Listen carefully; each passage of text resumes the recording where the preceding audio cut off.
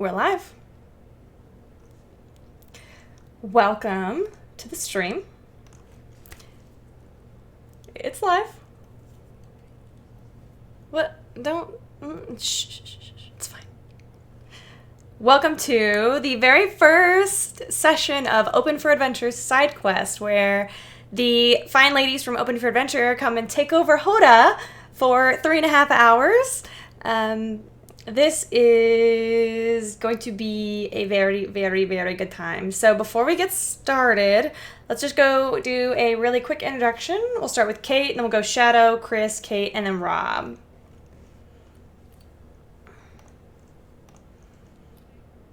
Kate. Sorry, Kate. I'm sorry, I thought you could read my mind. At Kate's D8s. You can find me on Twitch and Discord at Kate's and D8s. Hi, I'm Shadow. I'll be part of Hoda Season 2 when it comes out, and yeah, you can find me there. I am Chris, hail from PA. You can find me on Twitter at critmypants007 from the Hoda Season 2, and that's it. Hi, I'm also Kate, and you can find me on Twitter and everywhere else at Very Pale Ale. And yeah, happy to be here. Hello, my name is Rob. I'm in Austin, Texas. I'm an improv teacher at 2 improv theaters here in Austin, the Hideout Theater and Fallout Theater. And you can find me on Twitter and Instagram at Rob Directs Plays. And I am your host and dungeon master, Camille. You can find me on Twitter at CamilleDoesDND. You can also find me running the Open for Adventure campaign at twitch.tv/openforadventure. And to give you guys an idea of what's going to happen tonight, essentially, we are going to spend the next hour or so talking about D&D, mostly. A little bit of improv. And then we are going to play a very short one-shot that's going to last 2 to 2.5 hours. So very brief. I have actually brought a very special guest on the show tonight, and that is Rob. Rob is a for real improv instructor. He is also incredible. I have had the amazing pleasure of being one of his students for the last 4 months. And constantly blown away by his teaching styles and how awesome he is. I have brought him here in honor of our topic, which is yes and. And so let's do a quick start off. Do you mind, Rob? Do you mind if I go ahead and put you on the spot to give us lead us off in this discussion about yes and? I don't like being put on the spot. I don't do that ever. Ever? Yeah, no, not at all.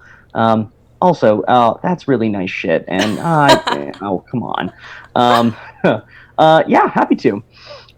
So I've been doing improv since I was in undergrad in about 2007. I've been teaching improv since about 2009 or 2010, and still teach improv now and still love it. One of our first and kind of guiding most principles of improv is yes and.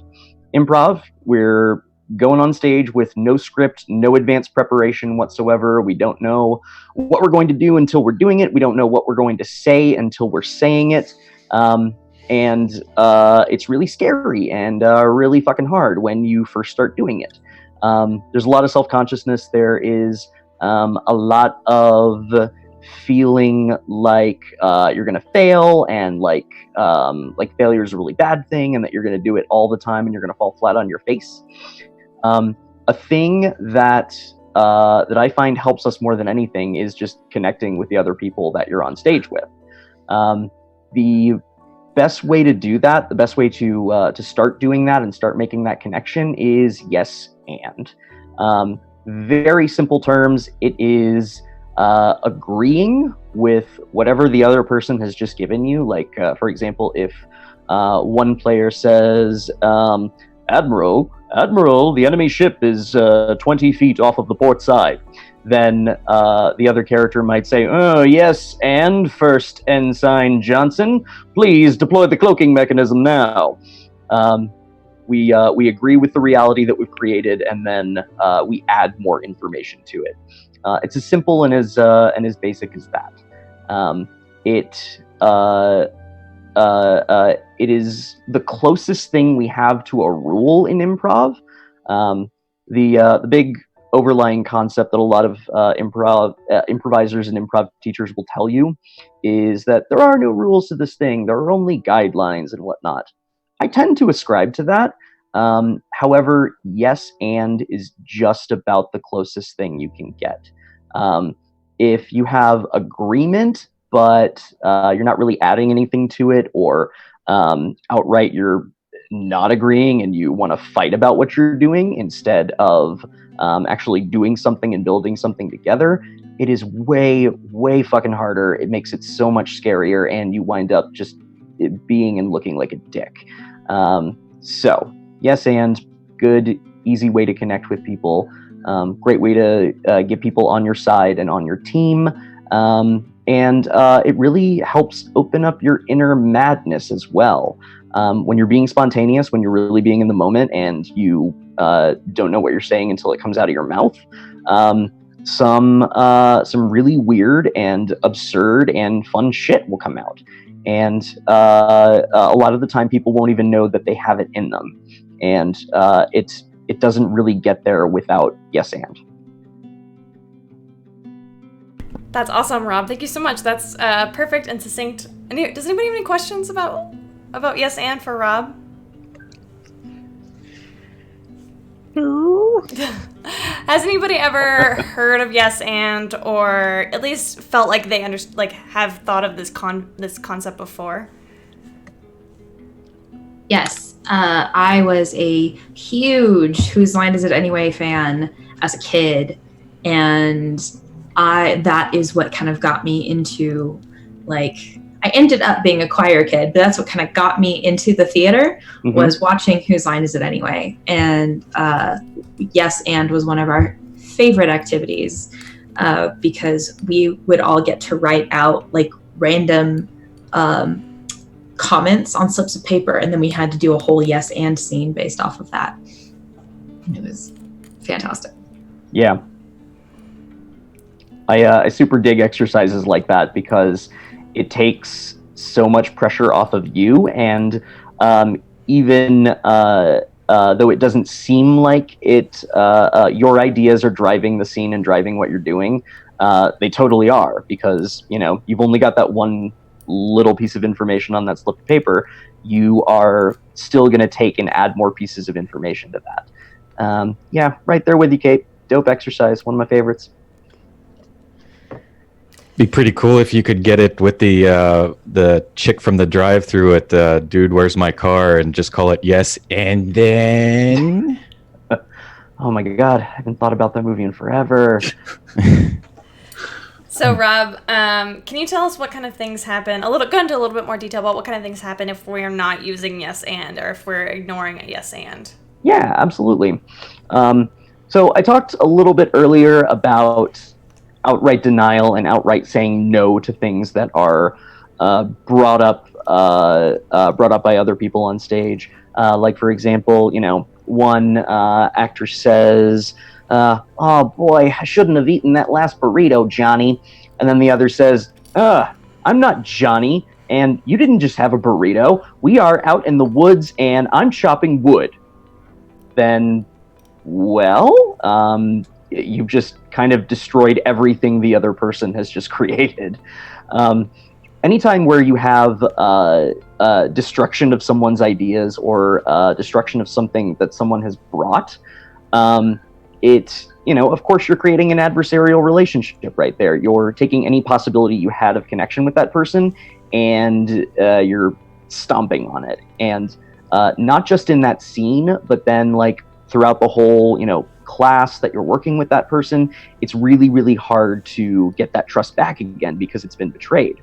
So outright denial is one of the ways that that people can shy away from yes and.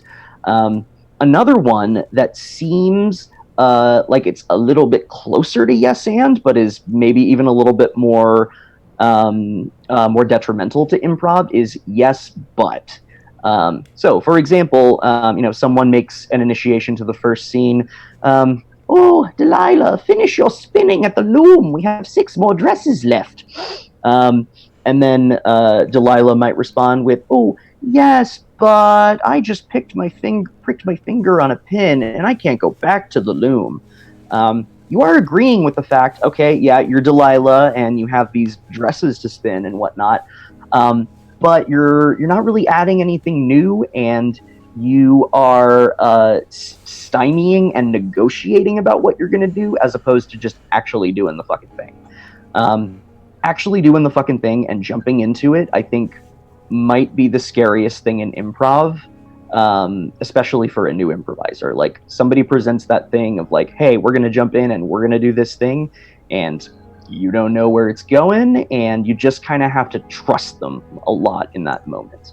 And asking someone to trust in something that much, that quickly, in such a vulnerable place where you're being watched, is a really tricky thing. And it takes generosity of spirit to be able to do that. I think it only happens if people are feeling good with one another, and yes and is established really, really early on. If it's not, then you can have those moments where denial tends to be king, because like, oh, I made a funny joke with that. Well, yeah, you made a funny joke, but now you got nothing after that. You were funny once, and now you're an asshole. So that's it. So let me get a quick raise of hands. Raise your hand if you are a DM or have DM'd in the past. So it's all of us. So I think that it can be kind of easy for us to think, oh, well, we don't really need yes. You can put your hands down. Oh, I was looking at the Twitch. I'm like, you guys, put your hands down. It can be really easy for us to forget, like, oh, maybe like yes and's not important because the DM is saying everything, and because I'm a player, I trust, when we play D&D, we honor this contract of the DM says it is this way, and it is. So it might feel like there's not a lot of room for yes and in that situation. I definitely disagree. I think that you can yes and your DM, and I think you can also yes and your other players. Can anybody think about, like, do you guys get what I'm talking about? Does anybody think of any situations where they've been, like, yes anded or yes but or no'd in a scene where they were really excited about something? Obviously not on Open for Adventure. That doesn't happen with us. I'm just kidding. I mean, are you though? Because it really doesn't happen with us. like it really. I don't think I've ever. No, it's always. It's anyway. I do remember my very, very first DM. Like my very first DM. It was for a short campaign, and frankly, it was the worst campaign I've ever been in my entire life. It was atrocious, and one of the reasons why it was so bad is because there was no and at any point from the DM. There was no and. Ooh.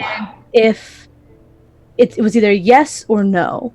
And so I felt like, especially for a short campaign, you're guided a little bit, or if you ask questions, you are given answers, or guided at least to more proper questions to get the answers you're looking for, or the answers that they want to give you. And at no point I just kind of felt like I was acting into the void. I was just talking into the void, and that my character's actions didn't really have any influence on anything.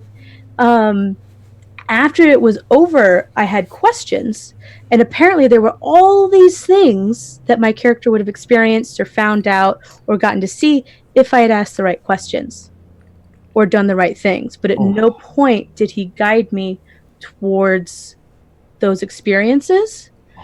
It just was you didn't do this, so you don't get this response, which I feel like was a major failing on his part.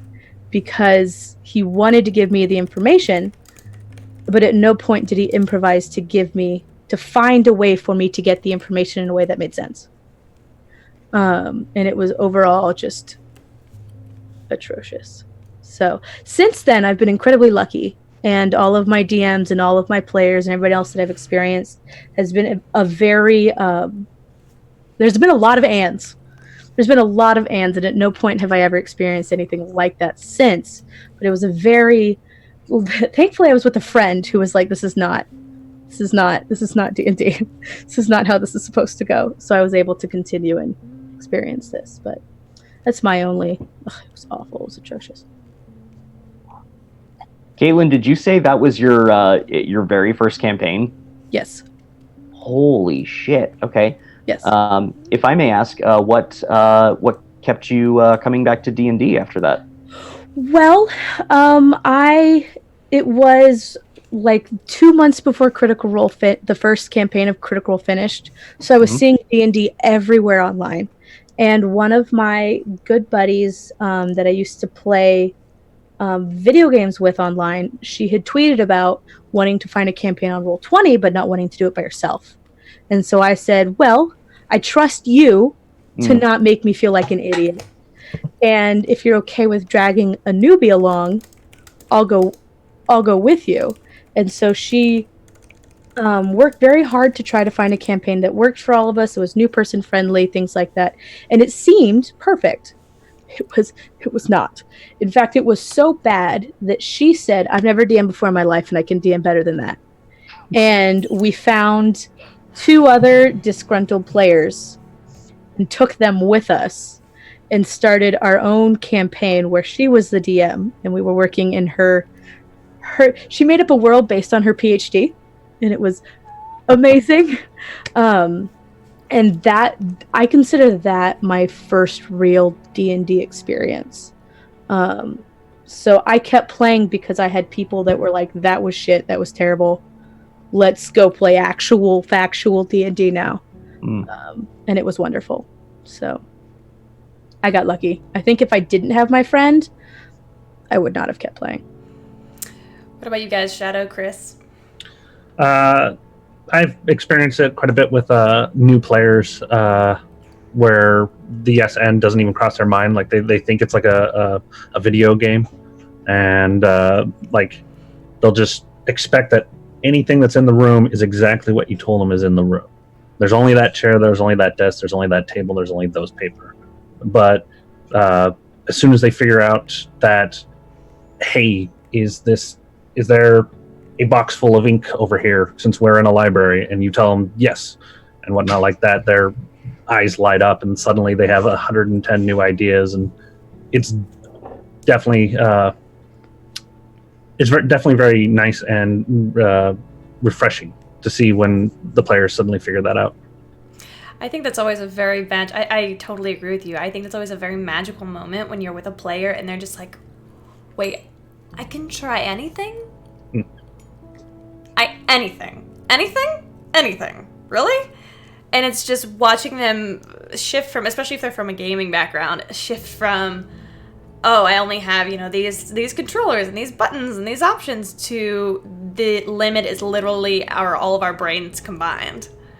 It's really cool. What about you, Chris? Well, as a DM, sort of like a baby DM, shout out to Kyle. Kyle and I started off as kind of like co-DMs, like it was kind of like his thing, and then I was kind of like jumped in here and there for our kids, for his 2 and my 1. And the yes and thing was, at least on a DM's perspective, was like being able to take them into town when they weren't like actually fighting and in combat. And being like, okay, you're here to do your adventure, and there's a pet store. And their eyes are just like, oh, G-rated, fuck. And then they all just ran to the pet store, and they're like, how much coin do we have? I want that. Blah, blah, blah, blah. And it was like half an hour just of pet shopping. It was hilarious. Yeah. Do you guys remember what it felt like to be a new player and like have an idea kind of shot down, or have an idea kind of like brushed under the rug that you thought was pretty cool, or that you felt like could bring something? Do you guys know what that feels like? Definitely. You guys ever hear of Pathfinder Society? Yeah, it's like Adventurers League, isn't it? Yeah, so my first ever D&D experience with a large amount of people that I didn't like know or anything, like I wasn't close personal friends with, was at a society thing. And since it's all official and rules oriented and everything like that, like the GMs there tend to be extremely detailed and anal about everything. So something simple like, hey, I want to jump up onto the table. Well, I'm going to need a DC 15 acrobatics check. Nope, you fall on your ass. It's like every single little thing like that was just completely minuted to the to the rule system. There's no bend or give. I think that Yes and actually leads really well into Rule of Cool.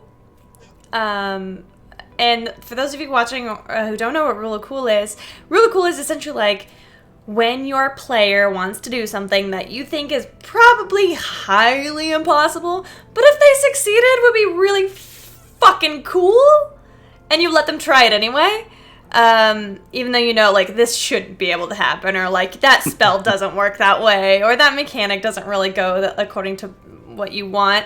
And so there's this, with anything, there's this like fine line. There's players that are like aiming for Rule of Cool, and there are players who are like, I want to be a superhero.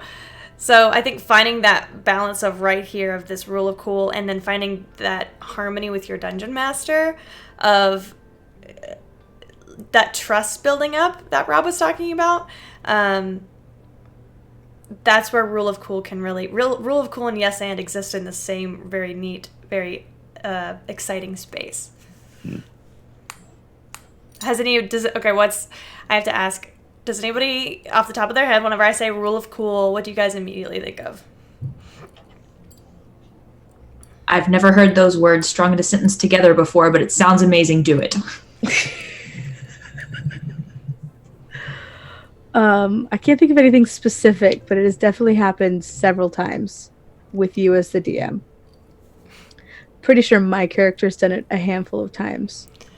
I don't remember anything specific. Like, I can't think of anything specific now.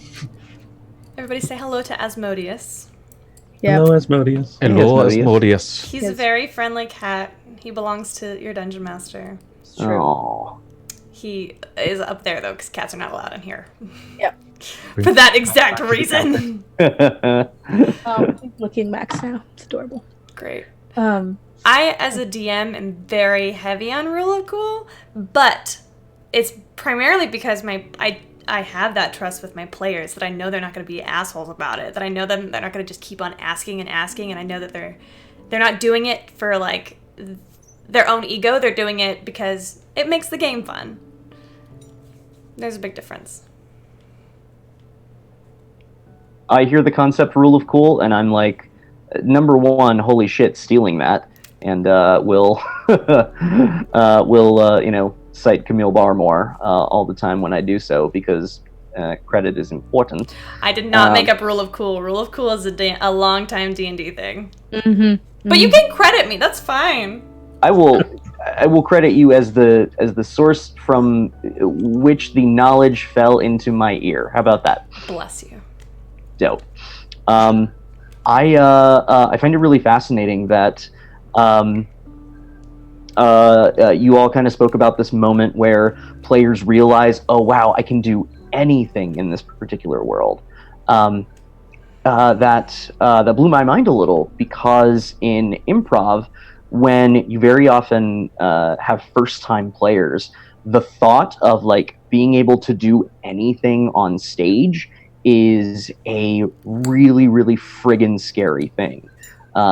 It's like, wow, I can do anything, and the possibility of anything is really, really overwhelming.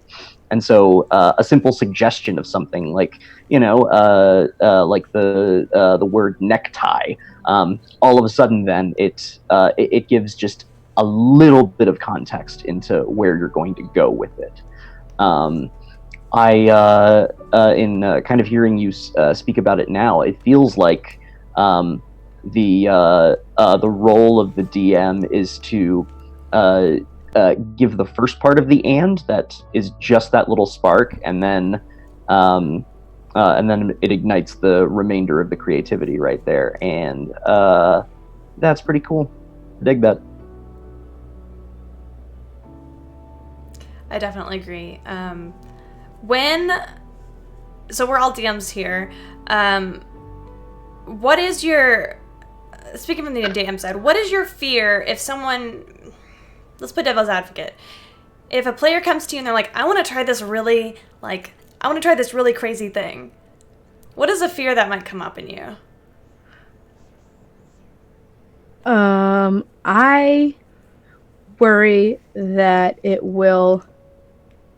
So, for context, my D&D thing right now is I do short 5-week campaigns. So it's longer than a one-shot because each session is 2 hours, but shorter than a full-length campaign. So I worry that if I let a character do something particularly crazy, then it will derail the rest of this thing. And then I worry that I'm not going to be able to keep up and continue to make it interesting because I have this plan. But I also worry that if I don't let it happen, then I will diminish the enjoyment that the player has. And I want to facilitate people having fun and doing imaginative things, not squash it. So even if it is completely like, one of my players is a 14-year-old girl and she is a murder hobo. Like, for those of you who don't know what a murder hobo is when that new player, they get that realization of, I can do anything, but it's, I can kill anyone? I'm gonna kill all of them. All of them. So, like, the barbarian is buying a whole bunch of carrots and squash from Farmer Josiah, and the rogue murder hobo decides that she's hungry and goes to stab the farmer so she can rob him. And so for the next 15 minutes, it is a Benny Hill sequence of all the other players trying to stop her from murdering good farmer Josiah because the barbarian is literally buying food from him right now. And so I don't want to tell her, you can't just murder him. So I helped everyone facilitate stopping her because nobody else wanted her to murder him. Thankfully, it was only one person. If I got an entire party of murder hobos, I don't know what I would do. I really don't. It happens. I had a thought, but it went away when I looked at the chat. Sorry. If I may, murder hobo is also an amazing term. So, you gotta play more in D&D, Rob. You gotta play more D&D. Yeah. really clearly. Very clearly. Can you? I'm gonna put you on the spot really quick. Can you give us your history with Dungeons and Dragons, just to give everybody a little context? Sure. Yeah. I pretty much grew up with no tabletop gaming whatsoever, just because like I didn't have anyone near me or growing up around me who did it. Like, I'd always kind of heard of Dungeons and Dragons, but I'm like, who around me plays Dungeons and Dragons? And it was nobody. Was the answer. We were all weird ass Florida kids who were, at the beach all the time, or sneaking into abandoned houses. I was a wild child, a wild musical theater child. I didn't get introduced to it until I was in grad school, and my bestie is a D&D player, and she kind of was talking about one of her campaigns and whatnot, and I was just like, this sounds fucking fun. And then I did a couple of one-shots with some improv friends and some improv buddies and whatnot, but that is pretty much the extent of my experience with it. I didn't have people around me who did it, but now that I do, I'm like, I should sharpen my improv skills and also play around in badass fantasy worlds with cool people. Maybe, yeah, it sounds like fun. On the flip side of that, the rest of my players, what experience do you guys have with improv acting? Short stint in drama class where I was in a circus back in high school. Okay. Chris? Goose egg? Yeah. Okay, Kate? You've got a little bit, don't you? I was actually in drama in middle school, and then I did a whole bunch of theater camps during the summer. But choir took over my life, and I left the theater. Not the theater! We will not go! So, the reason why I wanted to run SideQuest is to talk about D&D topics and talk about improv topics, because I am a firm believer that they're not just married, they're like conjoined twins. They are the same thing. If you are playing, if you're playing D&D only for the combat, only for the mechanics, then sure. But even then, even if you're just doing combat, yes and during combat, I think is a great time to have it. When you're like, Dungeon Master, I want to cut his head off. And you're like, yeah, and blood spurts everywhere. It's amazing. Yeah, pretty cool, huh? Yeah. So that's part of the reason why I wanted to have this series that we're having for the months of August and September, is to learn how to marry those, to take people who, like Rob, are improv professionals, and to take people like us who are D&D obsessed, and to like marry them. Can I say that, like, No. I have no theater experience, like, at all in any way. I played recorder concerts in elementary school, and that's about all I did on the stage. I'm not saying that. I don't mean to say that everybody who plays D&D needs to be an actor. That's not what I mean at all. What I mean is that there are so many things about improv that make D&D great. There's so many things about D&D that can kind of guide you in improv that I think they're totally worth marrying. Totally worth it. Oh, for sure. I was not trying to refute it. I was just trying to say that I have no experience with any of that stuff, and D&D has definitely helped me informally, I guess, learn really interesting things about improvising just in general, and being able to think on my feet, and being able to put myself into another person's shoes and act how that other person would be, not myself. And so even without all of the really fun theater stuff and the fun improv stuff, if you're watching and you haven't done any of that, it doesn't matter. No, It doesn't. not a big deal. Yeah, I'll say no theater background whatsoever or acting, but I mean, You I've been do have a playing. performance, yeah. Yeah, I've been playing music since I was like 6 years old, and playing on stages since I was like 8. And then I did stand-up comedy a couple times, really drunk. But yeah, so it's all about improv, because even when you're up there singing and playing music, you still got to be ready for anything. So I think there's something, whenever I'm in Rob's class, I'm always struck by how he's always encouraging us to trust each other. And I remember we had a showcase recently for our level 2 class, and he led us through this exercise where we walk around and we greet each of our other people that we're about to do this showcase with, and we grab their shoulder and we say, "I got your back." And that was very profound for me, because it makes me think about my players and how we just always kind of know that we have each other's back, and when we do have each other's back, it creates these really magical moments in D&D, whether it's combat, whether it's puzzle solving, whether it's whatever. And I think that kind of trust in each other, it can be really cool. Have you guys played with people who you felt like you didn't trust, and how did it change your perception of them and the game and the DM? I've played with DMs I don't trust, and that's hard. That's really hard. Shadow and Chris, I saw you guys guffaw over there, so let's hear it. I think everyone's played with them. They're mentioned earlier. Murder hobos are unfortunately common enough. And if you have somebody in the party who is a murder hobo, but also likes to steal from the party, that you just have zero absolute trust. We had a tiefling warlock rogue in our party, just the edgiest of edgelords, and it was their nightly goal to steal something from someone in the party every single night. And yeah, we eventually had to booted them. Bunch of rocks fell on him. Yep. Yeah. Note to self: do not steal every episode, season 2. Thanks, Shadow.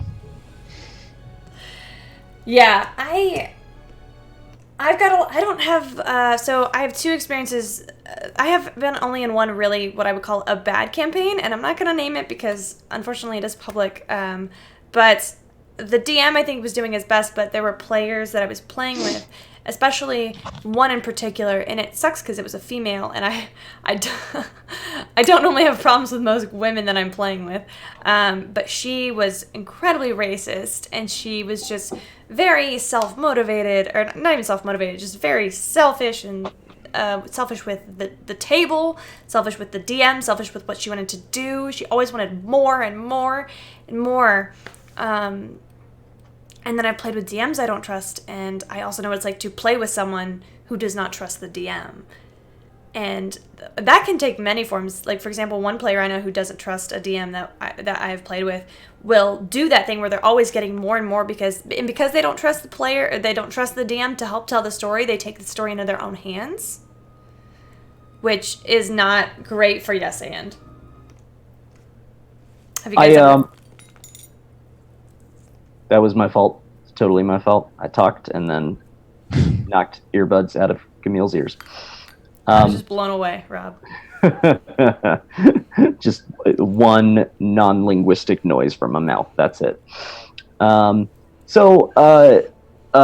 really I'm fascinated by this thing of the murder hobo and how very quickly it can blow up the game, and how things can very quickly take a turn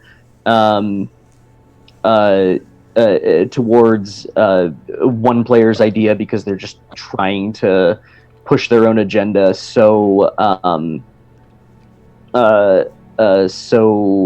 viciously. It reminds me of something that I think I'm always, Camille, trying to push y'all towards in improv class, which is this thing called deeper, not wider, where once you make a choice and you establish something that's your own idea, I always want everyone to kind of see their idea through to the end. Like, for example, the way that I'm always trying to direct you all to go forward in your scenes is to stick with the very first thing that came to you, because then that's going to deepen your character, as opposed to well, you know, I tried this thing, but I didn't like this thing, and I tried this thing, but I didn't like this thing. I think ultimately, if you explore that first thing and you delve a little bit deeper into why you went into that first thing, cool shit is still gonna come out of that, because it popped in your brain first for some kind of reason. And if you stick with it and you trust in that, then you're gonna find the reason. If someone just kind of has one thing maybe that they even like came in with that night, like knowing that they wanted to do and whatnot, and they had it in their brains beforehand and whatnot, and you're like, oh yeah, I'm just gonna come in and I want to kill off this one party member one night, and I'm only gonna like focus on doing that, and I'm not gonna do anything else. The spontaneity is dead, and then all of a sudden there's no way to deepen. Like, everything just goes wide because you're trying to compensate for the destruction that one person is wreaking upon everyone else. Caitlin, I kind of loved your term of like 15-minute Benny Hill sequence. You know, it's funny in a sketch for a little bit, but God, does it get boring in improv so quickly because nothing is happening and no risks are being taken. And one of the big reasons why we watch improv is we want to see people take risks. If you're never diving into anything new, or you're never exploring anything a little bit deeper, then there's no way to take a risk. You're safe and you're comfortable, but it's also then not that much fun either. So, with this idea of marrying improv and D&D, can anybody think of what Yes and might look like playing in D&D as a player? I think the important thing about Yes and is that it makes it collaborative. And it helps facilitate people playing with each other and not just at each other. Like my murder hobo 14-year-old girl, she is very good at just doing stuff off the top of her head. The thing that makes her hard to play with is she's only doing it for herself, and in no way is it collaborative with other players, and in no way it's just a thing that's happening. It's just everybody turns in for the night. She takes her perception check for her watch and then decides to go find some bugs to eat. That's it. That's all she does. And it's entertaining to a point, but there is no possible and. If people want to try and find the and, they have to find a way to latch on to that thing and take it. And so I think that's the important thing about Yes and is the and. It is the making it collaborative and interacting with other people that makes D&D fun. Because if everybody's taking their own story and just doing what they want to do, then it's not fun for anyone. You might as well just be playing a video game. It's like trusting other people to help you tell the story. Exactly. I think probably one of our best examples on O4A is actually one of our funniest sequences is when my character flies up on top of a roof, and instead of just letting my character, jump back off, everyone's like, no, it's fine. They all try to climb the wall. We forget the existence of ladders for 45 minutes. Not even kidding you. So for context, her character is an Asmar and has wings for 60 seconds. 60 seconds, and that's it. And they're trying to undeface a church. And she's like, I'm just going to fly up real quick and get on the roof. I'm like, okay, great. What now? What are you going to do now that you're up there, Deirdre, and you don't have your wings anymore? And everybody's like, oh, I'm going to do this. I'm going to try this. I'm going to try this. So, yeah. I agree with you, Kate. It was that was... Critical Role has doors, we have roofs. Nice. Shadow, Chris, Yes. what do you think? In D&D for sure, it's a definite segue for one player to role play with the other character. For instance, say if my character were to interact with Shadow and I felt like Shadow wasn't getting enough spotlighting, I could say just real quick, just kind of nudge, be like, oh yeah, we got that quest to do, but also, and we also have to wink, wink, that thing, Shadow, that thing. Here, let me, am I on camera here? Is this? Yeah, you're rippling me. Scratch your butt here. There. Yes, or yes, but scratch your butt. Yeah, good. Visually, is that working? Totally. Feeling good? Mm-hmm. How about that? A A little bit of that. Yes, and yes, but. Stretch on there. And This that's is, all we have time for tonight, folks. This is my audition. This is my spotlight all over again. When that trust gets formed and you guys can do the yes and seamlessly and everything like that, especially between say a barbarian and a wizard, you just mechanically the wizard would cast enhanced strength and everything on the barbarian and whatnot, but once you get to a point of trusting each other, you can do it just automatically and seamlessly, and you can get you usually get throw the gnome. That's a very common thing that happens. But then you get the running gags or the inside jokes and things that that kind of commonality. I think what we have all agreed is that this really just kind of boils down to trust. And Trust falls. establishing that trust and establishing that that I'm going to throw this at you and you're going to say yes and. Camille, do you remember, like, very, very early on in level 1, I had you all do fuck yeah scene starts? Yeah. Yeah. I think a key thing to, like, building that trust is, like, having genuine excitement for others' ideas. One of the very first exercises that I do is not just a, yes and, but a fuck yeah scene start. Whatever the other person brings to you with the first line of the scene, the first offer, the second person's response has to start with, oh, fuck yeah, and then continue that enthusiasm onward. It kind of makes both people feel pretty great because instantly you're feeling celebrated, and then the other person is a little bit less inhibited and more willing to have fun with that thing, as opposed to trying to look cool with that thing. Trying to look cool happens a bunch in improv because we're afraid that we're going to look stupid, or we're afraid that we're not going to be funny, or people aren't going to like us or whatnot. And the more joy and chutzpah that we give to everybody else's ideas, then it really moves the trust along faster than just kind of timidly agreeing with something. Yeah, it reminds me of this. So Rob was out one session and we had another teacher named Margaret, and she had us do this exercise where we told each other a really boring story. We're paired off, and you told this person this very mundane story. Mine was about I was out of bread and I had to go get more bread from the store.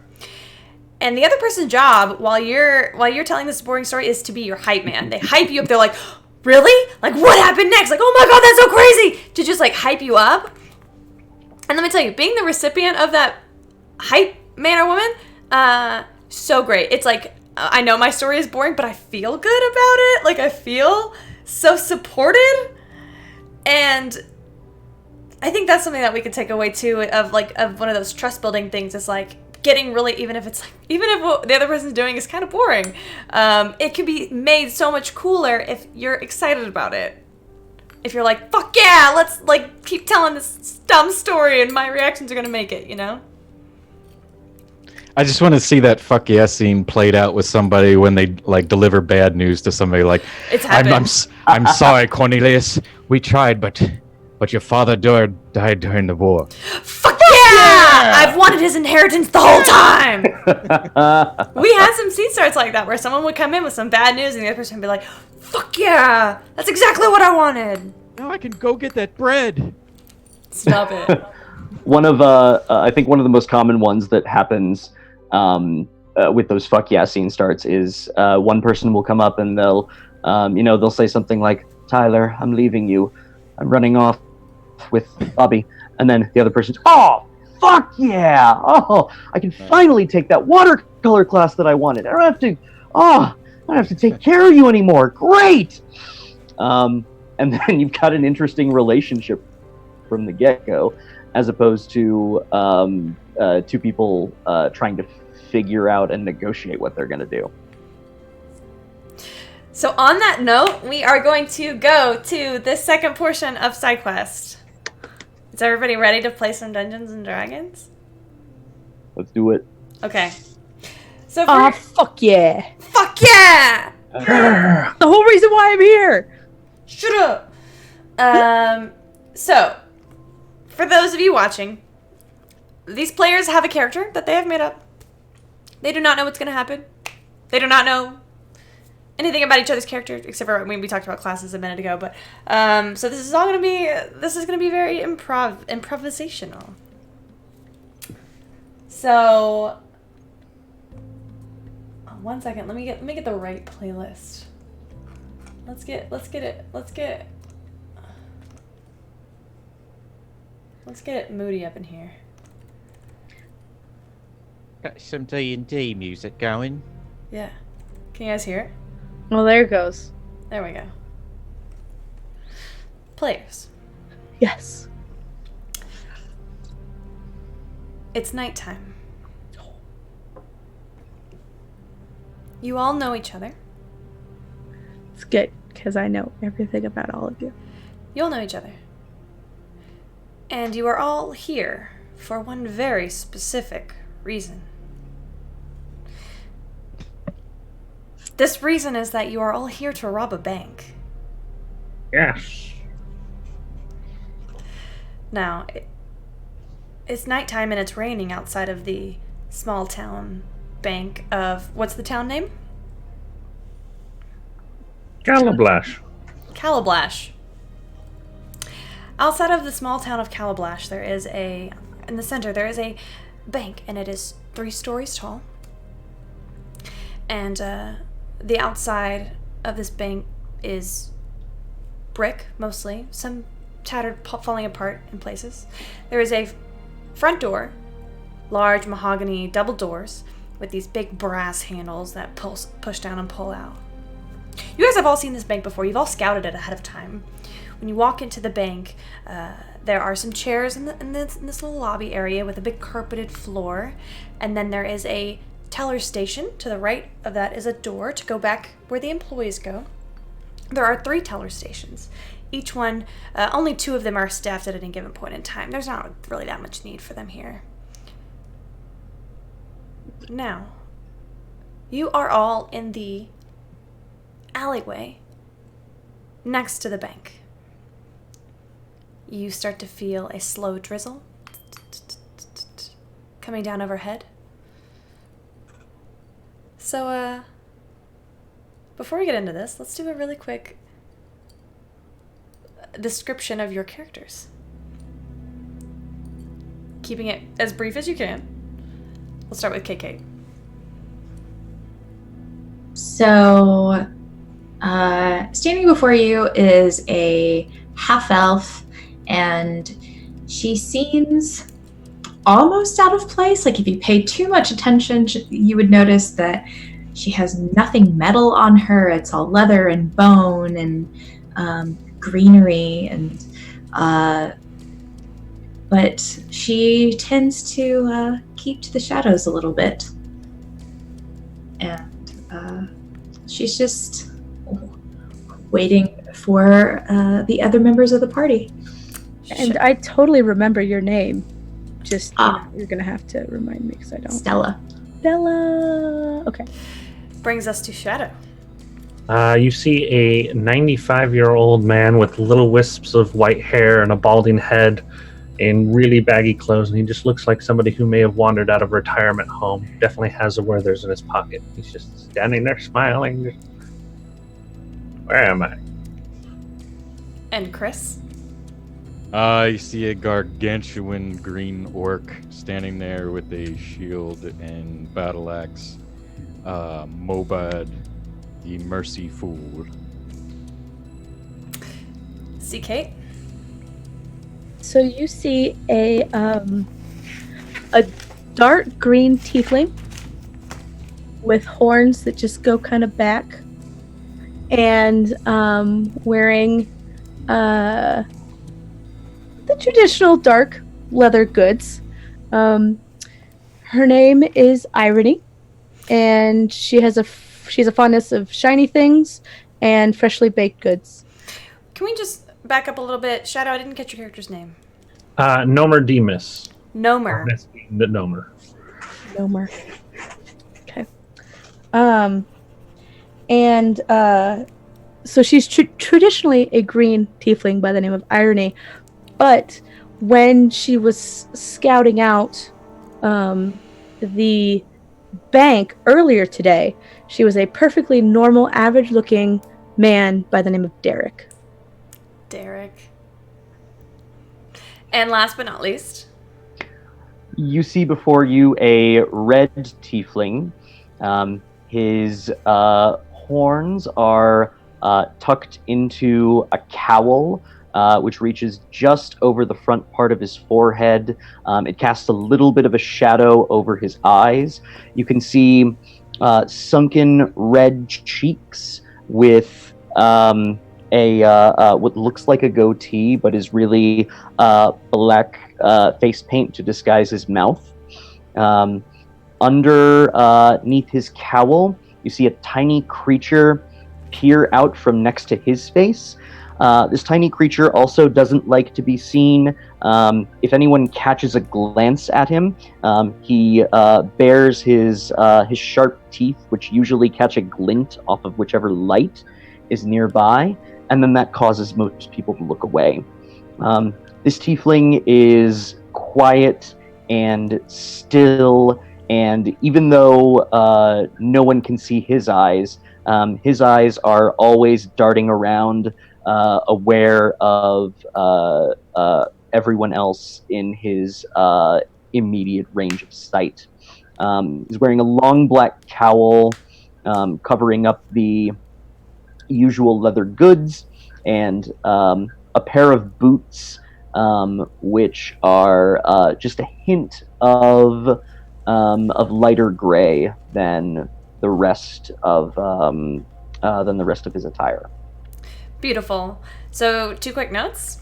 On Open for Adventure, we have a tradition of playing with cards, and these cards are red, green, and yellow. So if any point in time you see one of my players or me flash this green card, this means that I really like what you're doing. This means keep going. This means I'm really digging this. If you see somebody flash a yellow card, by the way, feel free to flash your own cards as well. Yellow card means, hey, this is getting real. Let's keep it here, but not go any further into this. And red is a hard stop. I'm not comfortable with going on with right now. We need to stop. We also have a oof card sometimes for, dramatic effect, or I have a big oof card. For flair. These safety tools can be found online anywhere for TTRPGs. Secondly, I do encourage my players to speak in the first person. I think it adds a lot to immersion. So whenever you're describing, I say I would like to do this, or instead of my character, you can say I, or etc. Okay, it is about 10:30, 11 o'clock at night, and Stella, Nomer, Mobad, Irony, and Aid are all walk up one at a time to this alley.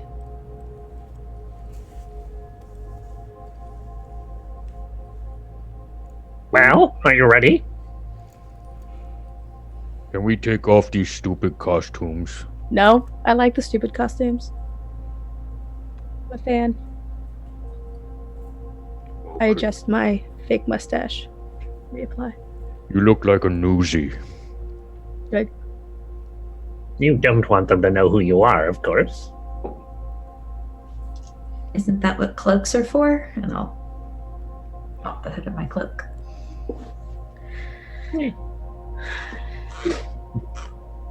Was anyone followed? I look behind me. Make a perception check.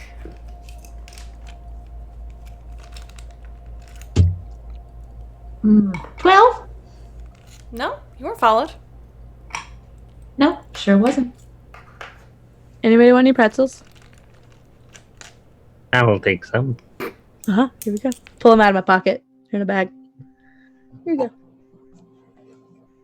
I believe Lancelot is a little hungry. No? There you go. So, where's the vault again? I obviously paid a lot of attention with the briefing earlier. Fine. Let me go ahead and get everybody to roll a d6. Ooh.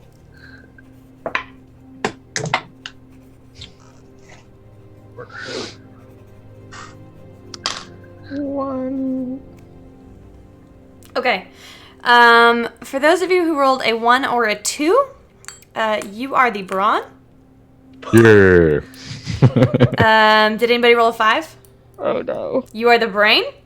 Oh no. And the other 2, you are... What are you? If you're not the brain, you're not the brawn. What are you? The distraction. So, Shadow is the distraction. Rob, what does that make you? Um. The getaway driver? Yes, it does. You're the escape plan. Yeah, you're the escape plan. Or the lookout. Either one, up to you. Okay. Back to this vault. I believe they said the vault was on the inside of this wall. It's been reinforced. So we might have to coerce. Did we get a count of how many guards are inside? Lancelot will take care of that quickly for us. Wonderful, please. Please have Lancelot do so. You want to have Lancelot fly inside? Yes. So Lancelot flies around, and there are the two heavy mahogany doors up front. How is he going to get past them? He is going to push himself up against the door and listen for a moment when one of the second shift guards is exiting. He's just finishing his shift, and fly in unnoticed behind him. Okay. You hear this as Lancelot flies out from under this cowl and around to the side and the front. Lancelot pushes himself against the wall. Go ahead and roll a perception check for Lancelot. So it's just your d20, and then I don't have his stats up, but I'll pull them up.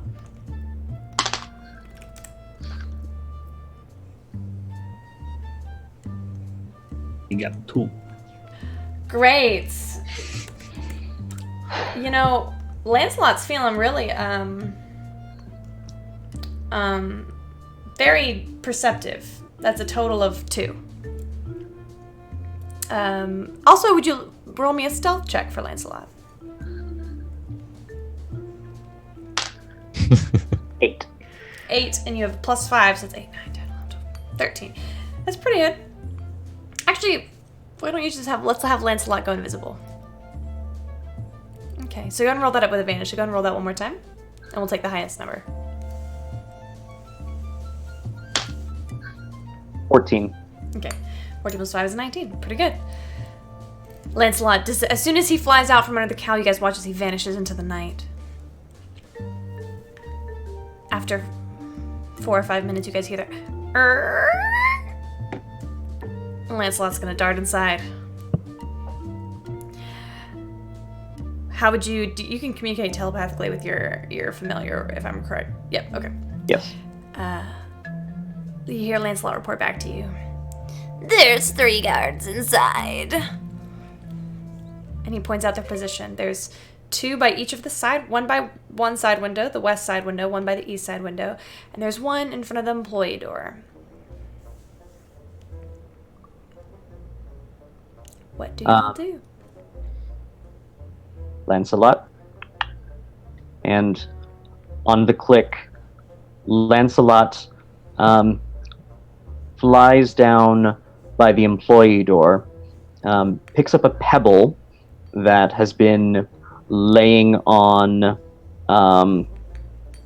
the floor near the guard's feet, flies up again and chucks it down the hallway, where it dings off of a spittoon that has been sitting on the floor. Okay. Make a dexterity check for me. Let's see how well Lancelot can do this. While this is happening, what are the rest of you doing? I'm going across the street where I'm dumping a bag of ball bearings and oil and setting them up right down an alleyway where I'm going to pretend to be lame as a broken leg and scream and yell for help. Not yet, but when the time has come. Perfect. What did you roll, Rob? 13. Okay, 13 plus 3. Yeah, 16. That will hit. You can hear, all of you can hear, surprisingly, a ding from inside. Hey, what was that? I don't know. Let's go check it out. Oh, alright. Alright, you have your ball bearings and oil set up. The rest of you? My bad. I'll go by the doors. Oh shit, there I go in that voice again. And I will stand by the front doors, wait for them to, if they do come running out, and try to maybe, if two of them come out, just smash their heads together. So, Rob, are you wanting them to... Okay, so you're going to stand out there and wait for them to come out?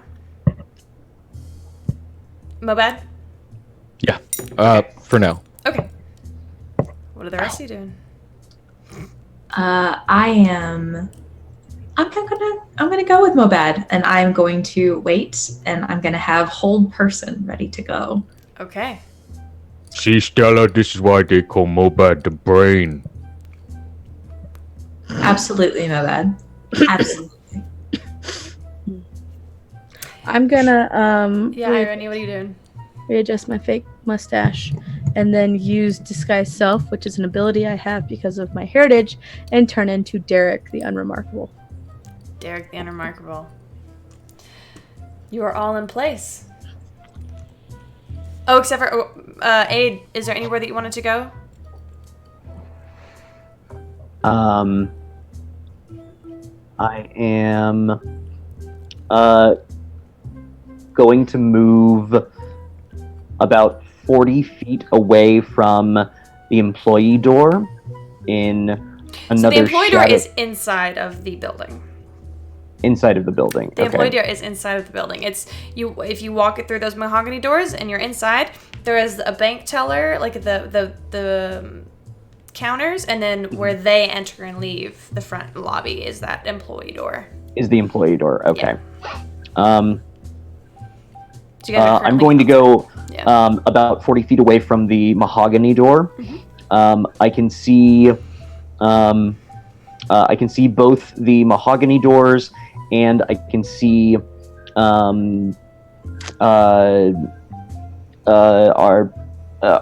friendly old man distraction. His character's name I totally remember. Nomer. I can see both Nomer and I can see the mahogany doors clearly with my dark vision. Perfect. Raise your hand if you do not have dark vision. Okay. Actually, you do have dark vision. Rob, you have. Oh, Raise yep, your hand yep. if you do not have dark vision. Just human. Okay. All right. Your plan is ready. The moment they open the doors, when I'll start doing my old man, just help, help! I've fallen and I can't get up. Okay. How are you guys gonna get them out of the front door? Because right now they are investigating that ping, the spittoon down the hallway. Oh no, someone knocked over that old man. Someone needs to go help him. Who knocked him over? That's terrible. Make a performance or a deception check. That would be a let me click on the right thing, Barbara. Deception, please. Whew. It's 10. Did you guys hear something? You see one of the guards peeks out of the door, and they're gonna make a perception check. Go ahead, the two people at the door, make a stealth check for me. Am I at the door? Are you at the door? I also had hold person ready. Okay. Natural 20. Fuck yeah! Are you fucking kidding me? Because I rolled a natural 20 as well. Oh no. I'm stealthy as fuck. What are the bonuses? Plus 1. 18 for me. Okay. I'm just gonna be freaking out and like pointing as Derek at the ailing old man. I think his leg's broken. Ruffians, thugs. Ailing old man, give me a performance or a deception check. Deception it is. 16 plus 5, 21. Okay. The guard is a little suspicious of you, Irony. But he takes a step out as he sees the old man. I'm sorry, there's no irony here. I am Derek.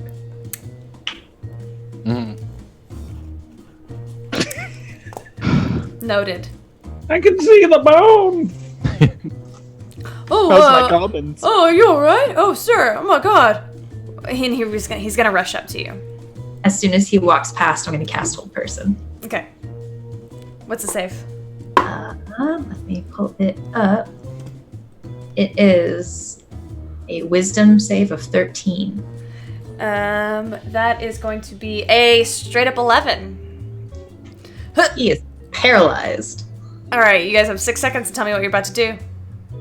I'm going to like gesture for everyone to go in, except for Mobad. Mobad, I need you to knock him out for me. Don't kill him. I need you to knock him out for me. Knock him out like sleepy time. Sleepy time. Okay. You guys all gonna dart inside? Yeah. No, I mean, I'm staying out here. Except for Mobad, does everybody else dart inside? Yeah. I'm staying out here because I'm getaway lookout. Okay. I'm gonna mosey in because I'm Derek and no one suspects me of anything. As soon as you mosey in, you see the other two guards. What the hell? What are y'all doing? There's a dude. His legs broke. I don't know what. I'm not a medic. I don't know what to. Do you guys know how to like tourniquets or something? I don't know. Make a deception check at disadvantage. Disadvantage? Come on. Yeah, Dan. bitch. Oh god. That was terrible. 6. You guys watch as each of these guards reaches for the longsword at their hilt. Now y'all have about 3 seconds to explain to me what you're doing in this bank after hours. Well, you see... And I cast Thunderwave. Go ahead and roll for initiative. Oh god. So Rob, go ahead and roll your d20 and add your initiative modifier. It should be in the center of your screen. Okay. You have to remember, I'm the brawn, not the face. Oh, I forgot the face. I forgot to give somebody the face. Well, it shouldn't be me with my -1 wisdom. Did I get anybody above a 20? Initiative of 12, and I rolled a 16. Yes, I got a 21. Rob, what's your dexterity? Can you look at your dexterity for me? Actually, here, I'll do it. Dexterity is 11. Okay. All right, got it. Did anybody roll above a 20? What'd you get? 21. That is for irony / Derek. Yes. All right. Did I get a 15 and 20? 18. Stella. Anybody else? 10 and 15? 13. 14. Gotta get out of that voice. Just go with it. It's a good voice. Pretty sure it's probably trademarked or something. And then Aid, what did you roll on the die again? On the die, 16. Oh shit. Okay. Oh. What'd you get, Stella? I got an 18. Okay, I'll put you right after Mobad. Stella! Stella. All right. Whips the hair. So, inside this bank, Stella has cast Thunderwave. What is the save for it? It is a Constitution 13. All right, that's a natural 12. Plus 1 is a 13. And that's a natural 18 plus 1. Okay, so they both take half damage, Okay. but they're not pushed, which is Okay, fine. what's their damage? I rolled 2d8. It is a 8 and a 6, so it's 14 divided by 2 is 7 points of damage each. All right, they look a little worse for wear. What does this look like, Stella? Well, I'm coming in the door and I'm acting very, like, oh, so sorry, didn't mean to, and then just a burst of thunderous energy comes out of my hands, and it's trying to throw the guards backwards and into the teller counter, basically. But it obviously didn't work. And I just go, oh, shit. All right. That's going to bring us to the soldiers. Or not soldiers, the guards.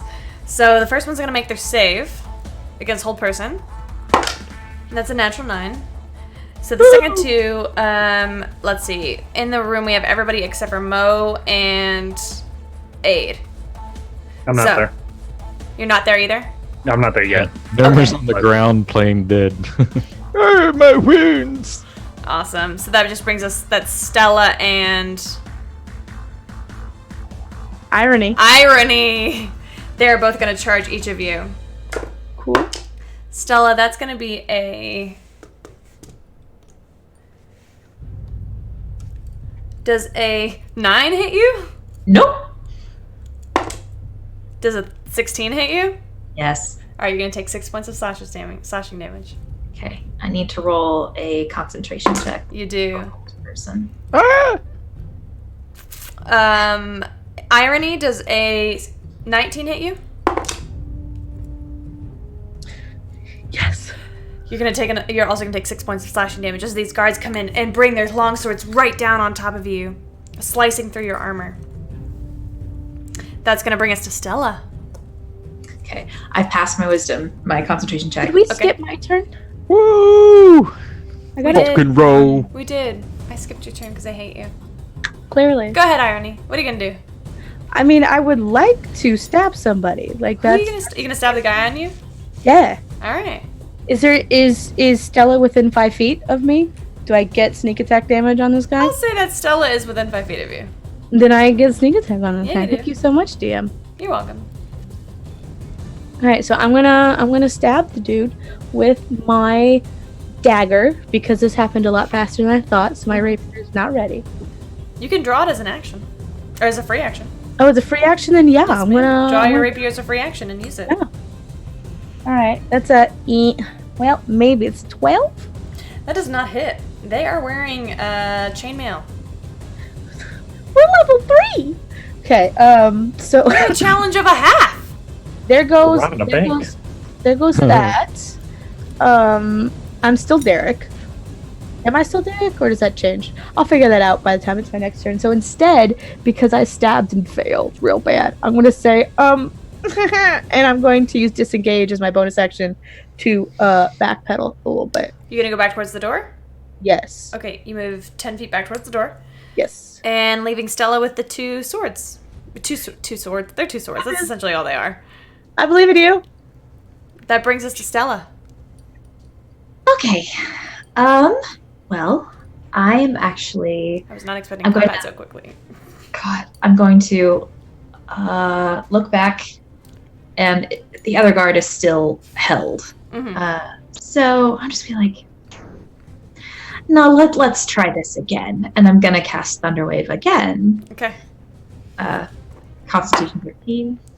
That's a 16 on the die. It's an 8 on the die. Hey! 1 fails, 1 saves.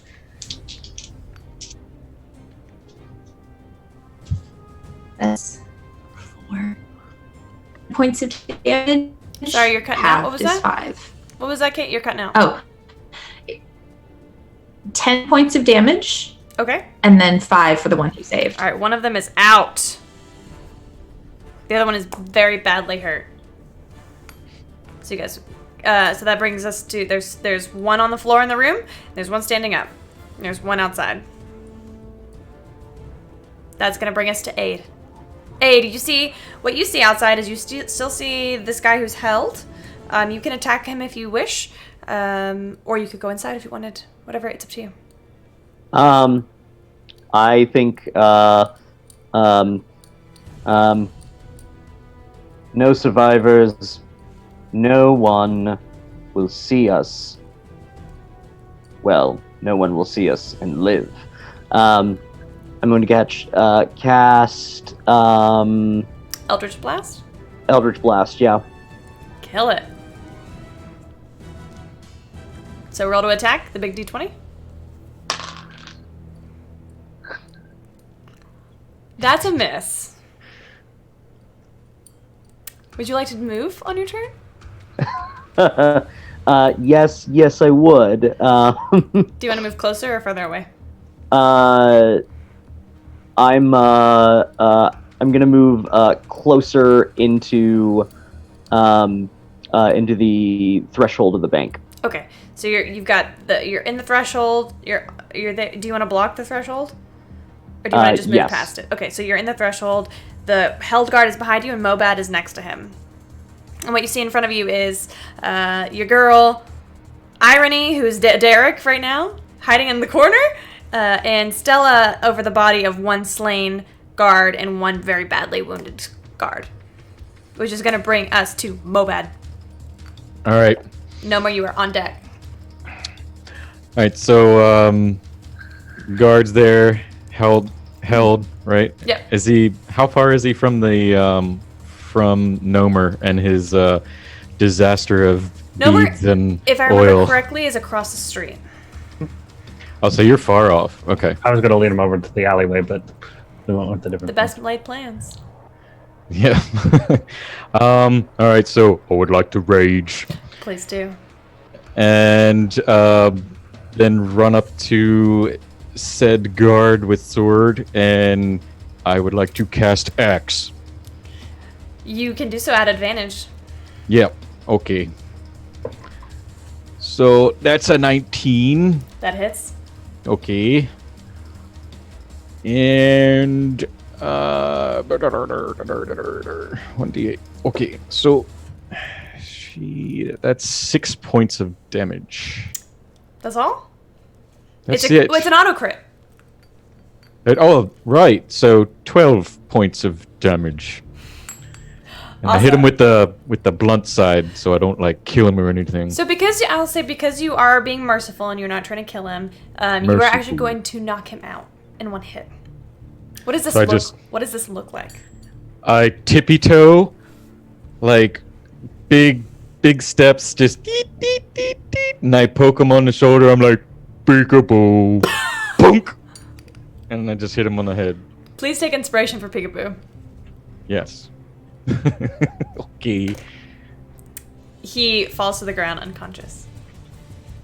That brings us to Nomer. Will I be able to make it inside the building Yes. on this turn? All right. I'll waddle into the building and just sort of walk up behind whichever young man is still alive. There is one, yes. And he is engaged with Stella. I'll get behind him and just be like, "Excuse me, young man. I need you to go away." What would you like to do? Stab him with my rapier, essentially. Please do. Totally shanked And at advantage, because I'm flanking. I don't do flanking, but you Okay. you would get sneak because you have an ally engaged. Okay, sounds good. Let's see if I hit then. 10 plus... Where's my attack? 10 plus 5. 15. Unfortunately, that does not hit. You're one away. I'm sorry. Yeah. I'm sorry. Chainmail. Oh, Barbaric inspiration. which will bring us to Irony. Well, I'm a fan of not being up close and personal for the stabby stab. So remind me who is officially in the room now, Officially, everybody in the room except for Mobad.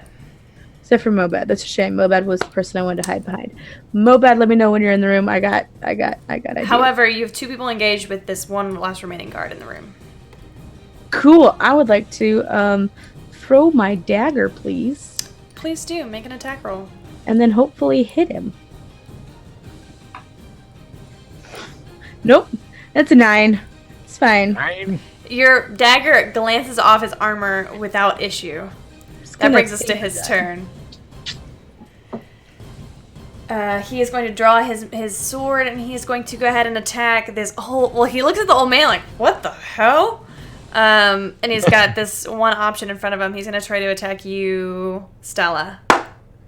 That's gonna be a 13 to hit. Misses. All right, and a natural 1. What would you like him to do on his natural 1? I would like him to trip and fall. Okay, you watch this opportunity as he brings his sword at you, and you just dodge out of the way, and you feel this little font of inspiration come up, and you just swipe his leg out from under him, and BAM! He hits the ground. He's going to take a point of bludgeoning damage because I feel like it. Hey. Hey. Okay, that brings us to Stella. Cool. Hello. I am going to pull out my my mace, and I'm just going to hit the guy on the head with it. Bop him on the head. Yeah, like little buddy Fufu. Please make an attack roll at advantage because he is prone. Okay. That is a 17 plus a number. That hits. Okay. So my mace is A D6. Six. Yeah. One day I'll have all of the weapon damage memorized. 6 points of damage. How would you like to do this? Does this look like a watermelon or what? Not quite a watermelon. I'm not so terrible. Yes, I would like it to look like a watermelon. Okay. In the middle of the summer festival. That's gonna be Nomer and I say Irony are close enough to get some blood splatter on your person. And with that, we're gonna give our players a quick bathroom break. We'll be right back. Yeah. See you shortly. Oh baby, I love your madness. It's so incredibly beautiful.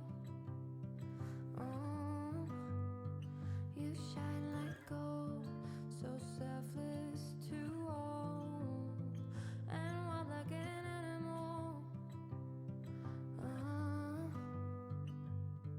Some would say I'm insane in the right in a way, but I just love to play and you're fun and your games. Always hungry for more, that's just how I was.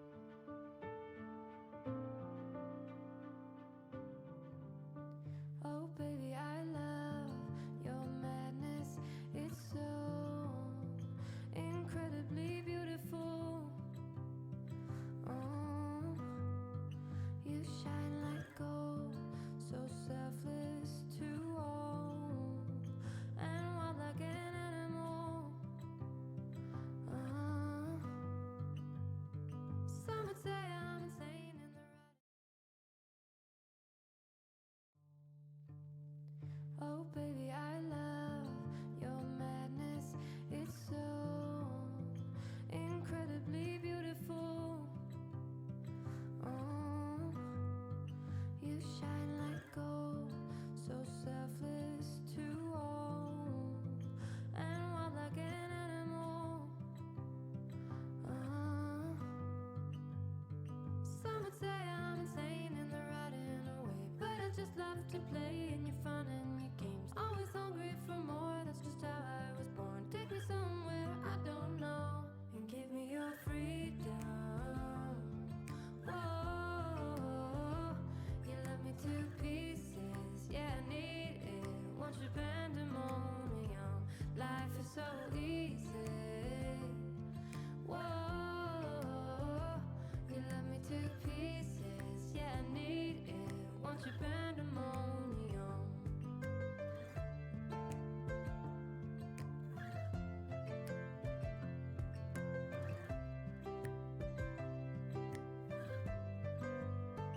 The limit of love is endless, I know. Just do what you want with me. Yeah, I want it all, could care less the cost. I give you my everything.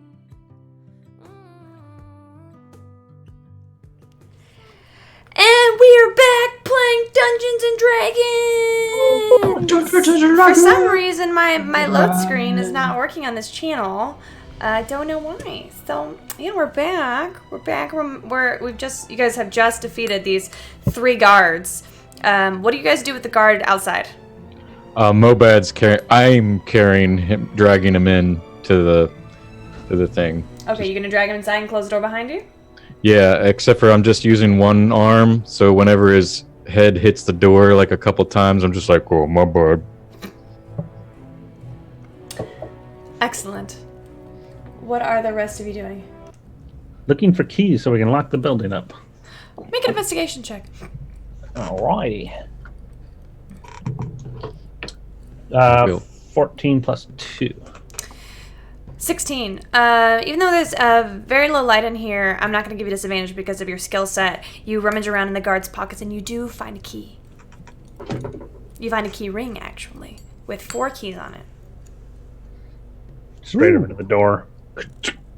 Alright, it takes one try, another try, another turn, and the door is locked. All is quiet. What are you going to do? Sorry. You should keep going. I think this vault was. I would like to be There's rich. some.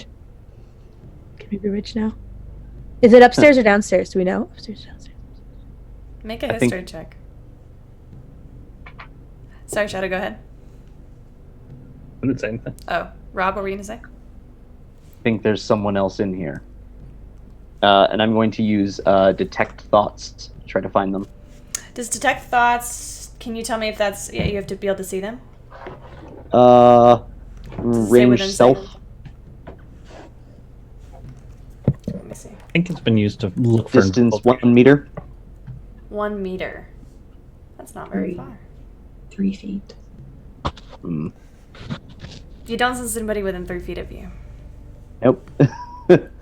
I'm going to send Lancelot to the 3rd floor. Okay. So you do not see any you do not currently see any stairs. You have this lobby, you have the counter, and then you have that employee door. Would you like to send him? What is on the ceiling above us? The ceiling above you are just these massive cross beams, Massive crossbeam. and there is one chandelier. 1 chandelier. I'm going to send Lancelot up to the top of the chandelier where the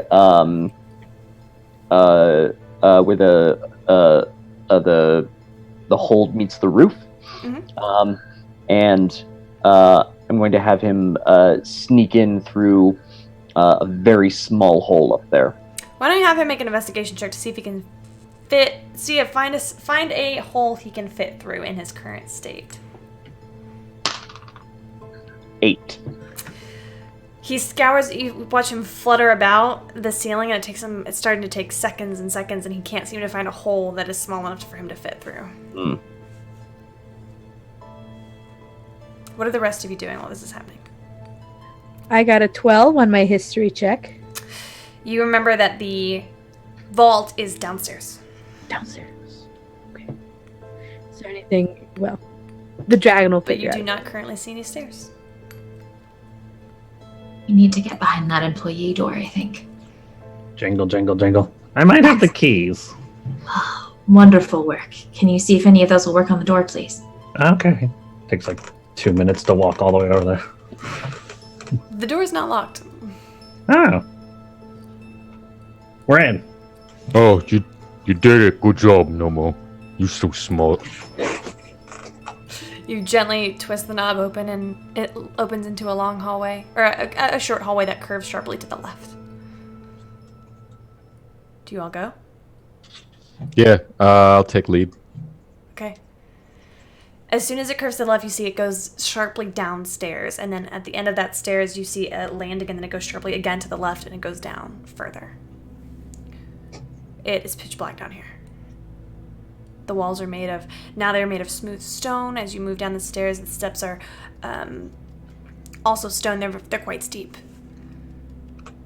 I'm holding on to the back of somebody's shirt because I can't see. I'll hold on to him. Would you guys like to do this stealthily? Yes. Yes. Let me get a stealth check from everybody.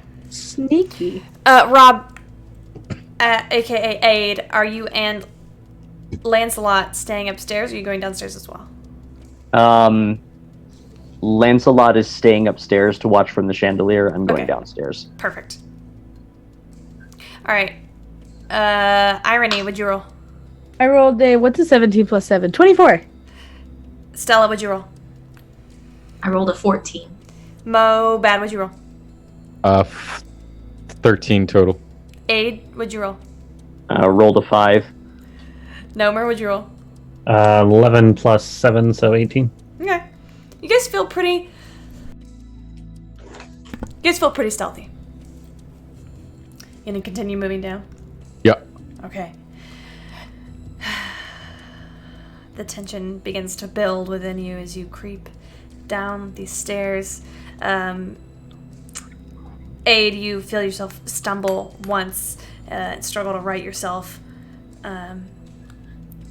Each step bringing that bead of anticipation further and further into your throat.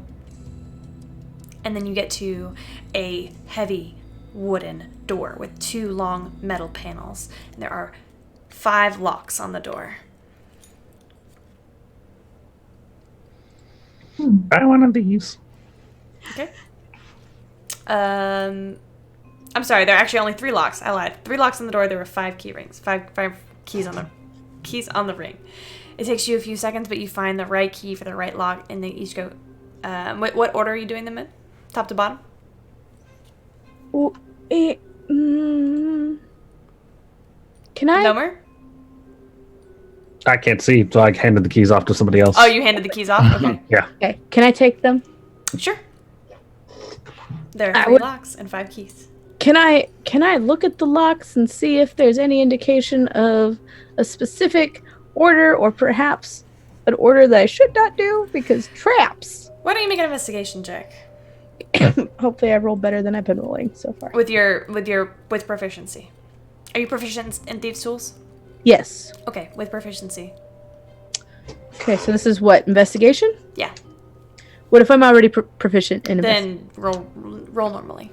Okay. That would be a 17. Okay. You start to inspect and you notice that there is definitely the locks are all in different styles, and it definitely seems to be a magic aura on this door. And you get the sense that if you do not do them in the right order, that you could trigger an alarm.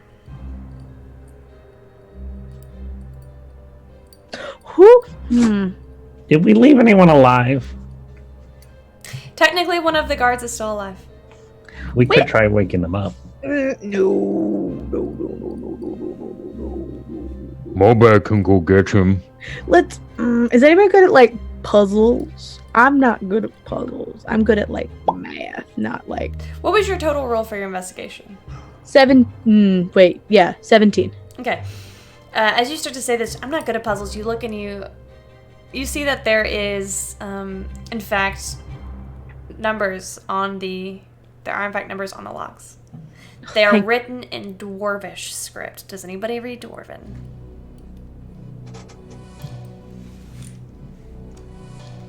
Ooh. I read. No. Now here's where it gets fun, because there are languages based on Dwarven. That's what I have. Does anybody speak Giant, Gnomish, Goblin? I speak Goblin. Orc, Primordial, Orc. or Terran? Primordial. Orc, and then my guy up here, my buddy up here. So we've He got raise your speaks hand if you speak a secondary Dwarven language. All right, I will allow 2 of you to roll, or one of you with an advantage, and it's going to be an intelligence check. Let's see if I can do this right. One of these 2. Stella and Nomer, do you 2 want to try? Although Nomer, you cannot see it This is true. Oh. unless you recommend had a you do it. torch. Okay. I'll do it. Would you like to roll? advantage. All right, Yeah, I'll do it with advantage. straight intelligence. Fuck. So good news is that some of the guards were idiots because they're numbers. Bad news is I'm also an idiot because I don't know what numbers. Natural 20. Okay. All right. You see that the numbers are 1, All right. 2, and 5.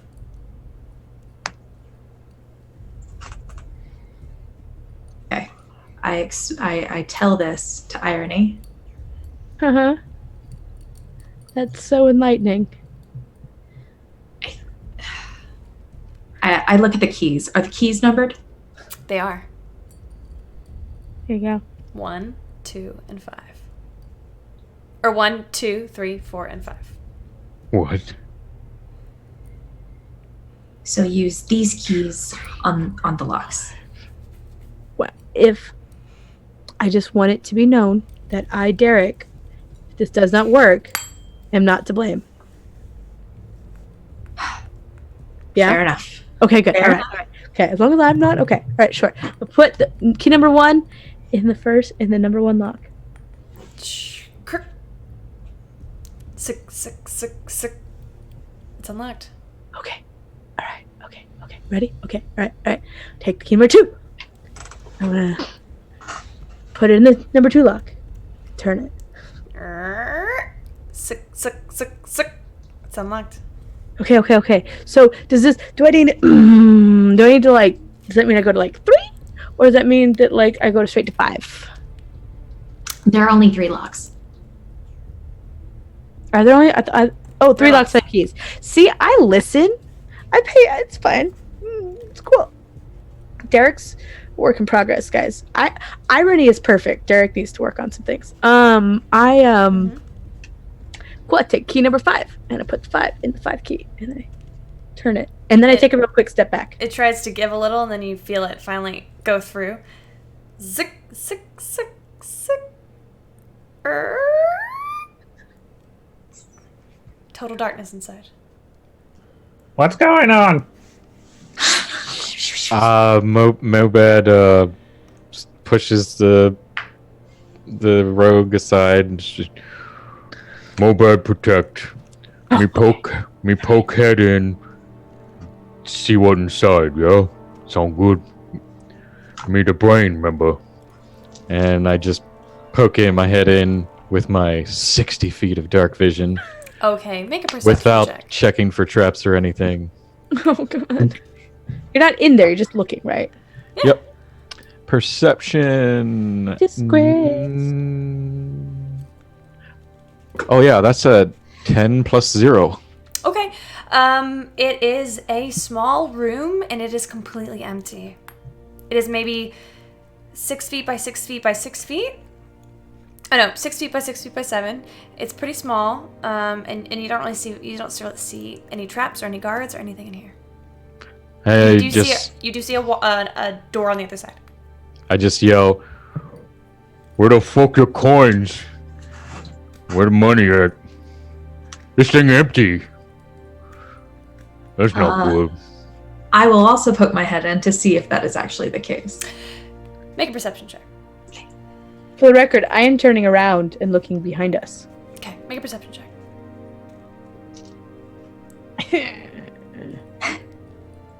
22. Okay, you also see that this room is empty. There is a door on the other side, and this room is perfectly square. You also notice that there is actually a small depression in the middle of the floor. Oh, look, the floor looks sad. Yes. Mobad. Yes, I agree. Irony, can you take a look at this? Mobad pun. Who? Irony is not here at the moment. My apologies, Derek. Thank you. Thank you. Yeah, I got a 5, so I'm definitely like zoned out looking behind us. There could be It's a fucking room, yo. yeah, okay, cool. There's no money in there. Sucks. I'm gonna go over to the floor and very carefully go over to the floor, and I'm gonna get down real close to the floor. I want to look impressive, right? Get down real close to the floor, squint my eyes, and check for traps. Make an investigation check, please. Please, God, roll better than I've been rolling before. Okay, all right. 15 plus 4, 19. And with that roll, you do not see any traps in this room. Okay. Just another door. Cool. I'm gonna 1 second and spider crawl across the floor to the divot. I'm gonna shake my booty a little bit as I do because it's there. And then I'm gonna look in the divot and see if I can figure out what it I'm gonna keep the same roll. This divot is looks like it's small enough for one humanoid to kind of like crawl into and be level with the floor. Does anybody want to get into the weird fetal position hole in the? I'm gonna go ahead and crawl into the hole. By all means. And Raise your hand if you are not currently in the room. Okay. All right. Okay. You crawl into the hole and you wait. Nothing happens. Are you comfy? Is it nice? It is rather comfortable. I fit nicely. Stella and Nomer, what are you doing? If nothing's going on, I'm going to light a lamp. Okay. I cannot see. You light a lamp, and this is where you're able to see the stone walls, the stone floor, the little kitty. Hi. Good night. You see the stone floor. There's a depression in the floor, a divot. It's about humanoid size, and a door on the other side. Does it look like the roof or the walls might move in any way? Why don't you make a perception check for me? All right. Perception. Or investigation, whichever one's better for you. Definitely perception. Okay. 7 plus 4. Hard to tell. Yeah. Hard to tell, but they might. So there's a door across the way, There is a door across the way. and then we have a tiefling hiding baby style in a little hole. Yes, you do. Stella, what are you doing? I'm gonna come in the room since everybody else is there, and Do you leave the door open? no, I shut it behind. Okay. So, And actually, is there a way to lock it from this side? actually, funny enough, as you close it, Double crossed. you hear a lock. And you hear Get out of the hole, get out of the hole, get out of the hole. Everybody get out looks of the hole. up, and you see that the ceiling is slowly coming down on top I of all knew of it. Okay. Shit, this is a really bad time for Mobad to be tall. What are you gonna do? Instead of Mobad tall, you should be Mobad crawl. Mobad tall. I'm gonna run over to the other door. Okay. and we can go. What are you gonna do? You gonna try to open it? I'm gonna look and see if there are locks on it first. It is not locked. Or it does not appear to have any locks that you can open. Any traps? Make an investigation check. It's not my forte, but I'm at the door, so. Oh, that's not bad actually. You can do it. You said perception or investigation? Investigation. 21. Okay. You check for traps. It is not trapped, but it does not open as hard as you try. Hey Google, set a timer for 7 minutes. 7 minutes. Starting now. Hey, you guys fucking hear that? Yes, it sounds like a time limit. Okay. Hey, Mobad, Yeah, how strong are you feeling right now? I'm pretty strong. I'd like to Think you get can out of stone here. for me? Yeah, of course. Anything for Stella. Thank you, Mobad. I appreciate it. Quick as you can, please. I run to the door and try to cut it down. Make an attack roll. I rage first Okay. and reckless the door. Okay. All right. Shut that fucking water here. That's a natural 1. Please roll for damage on that. Okay. That's a natural 1. With a plus stuff. 3. Plus your So, rage bonus. Yeah. Is that plus your rage? Well, Your I didn't strength roll. and your rage. Yeah, I didn't roll for advantage, but that's fine.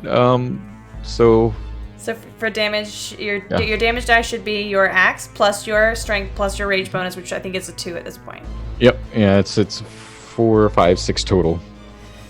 Stella, you watch as he brings his axe against the door, and in the surprise momentum of how strong this door is, it actually is made of solid stone and bounces off of the door and swings back around and chops you right across your arm. You are going to take 6 points of damage. Shit, my bad. It's fine. Just trying. I think we only have. I wasn't looking. When that counts. What are the rest of you doing while this is happening? After that happens, the important thing is after that happens, I would like to go and see if I can figure out how to open the door. Okay. Make an investigation check. Shadow? I have pittons, which are normally used for climbing, but I'm going to try and get those in the corners of the room. Okay. Go ahead and make a dexterity check with advantage. Or no, with advantage with proficiency. All right. So. Aid, what are you doing? I'm using Summon Familiar to bring Lancelot back. You actually reach out into the void to try and cast the spell and find yourself unable to. In fact, Derek is no longer. It is Irony that you see in front of you. This is an anti-magic room. Well, luckily for you guys, Irony is much better than Derek. So it's really a step up for you guys. And that's Aid. That is when you start to feel the panic set in. 15 on the dexterity. Okay, you start to shove them up in there, and you all watch so you get one in each corner? Mm-hmm. Okay. You get them to stick, and you watch as the stone begins to slow to a stop, and then tick, tick, tick, tick, tick, they go flying. I need everybody to make a dexterity saving throw against these pythons. Ooh, for the record, I got a 17 on my investigation check. Good to know. Oh, no.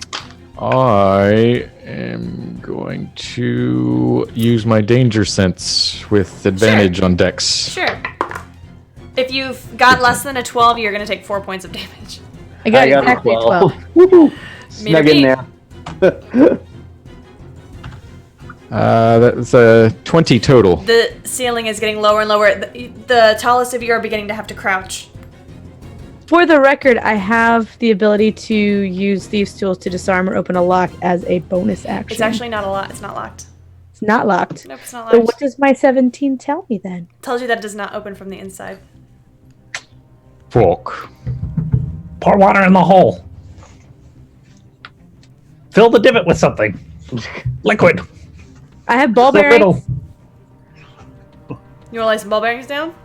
Sure, I'll dump out my 1,000 ball bearings Ding, until ding, ding, and they all spill out. Till the divot's full. The divot can fit a humanoid in it. Uh-huh. So essentially, what you gather is that you could fit one person in there and they would survive if the ceiling came down to the floor. Well, it was nice knowing you. No.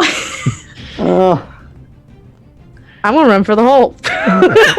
How far is the ceiling coming down now? It's more than halfway. It's you've got about 5 feet of movement between the floor and the ceiling. Just stand there and Make a strength check. pressing. Make a strength check. Come on, buddy. Oh no. 19 plus 5. You begin to feel your muscles straining against this. First you like lock your knees and get up, and you feel your muscles start to strain, and you feel yourself start to bend over. It comes down a little bit. It keeps coming. You feel it give a little bit, and then it comes down even further. Oh, that's gonna hurt. You're on your knees now. What about the door we came in? Was that wood? On this side, it's stone. And that you can actually no longer, or you're about to like lose visibility on the handle. Mobad looks at the red tiefling and says, "Could really use you to do something cool, Aid."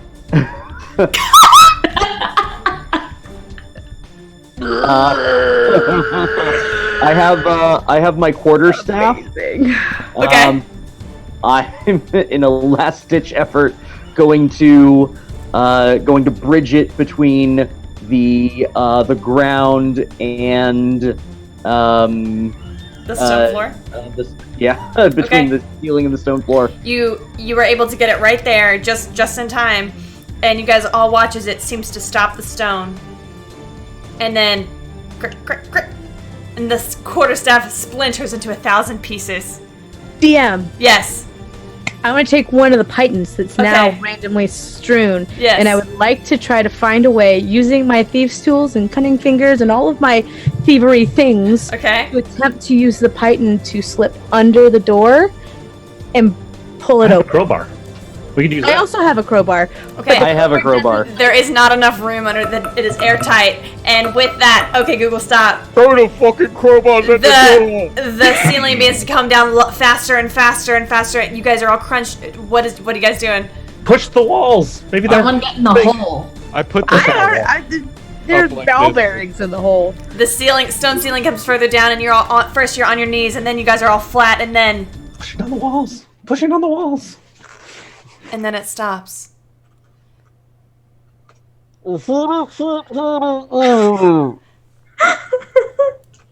As you lay there among the splintered quarterstaff and pythons, you hear.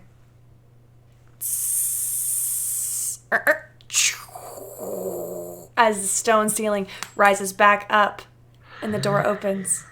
I put my mustache back on. The door opens, and it is a short hallway to the vault door. I immediately find familiar so Lancelot can give me a hug. Yes, he does. I cast Cure Wounds on myself. All right, you can as soon as you leave the room. Okay. I eat a pretzel out of stress. Does anybody else want a stress pretzel? Like stress pretzel? Yes. I almost feel like that wasn't supposed to happen. Mobad stands up, dusts himself off, and said, "Nailed it." You did so well, Mobad. So well. Told For the you. hallway. And the brains. I would like to check the hallway for traps. Make an investigation check. Yoo-hoo, natural 19. It's not trapped. It's good. We're clear. Don't touch the door. But get out of the fucking room. Ooh, what's that? You can all just fit in this narrow hallway. Well, that was embracing. I want to look at the vault door. Okay. This vault door is made entirely out of some sort of metal stone. It's a very strange alloy. And you see that there is one massive lock in the very center. And that's it. This- How big across is the lock? The lock is about a foot length. And the keyhole is about big. The door itself is maybe 4 feet wide.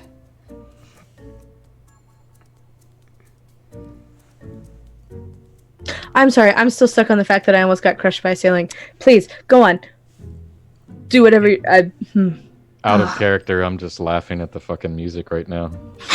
It's very good. It's like, you guys are idiots. The song is called Cheese and Crackers too. Nice.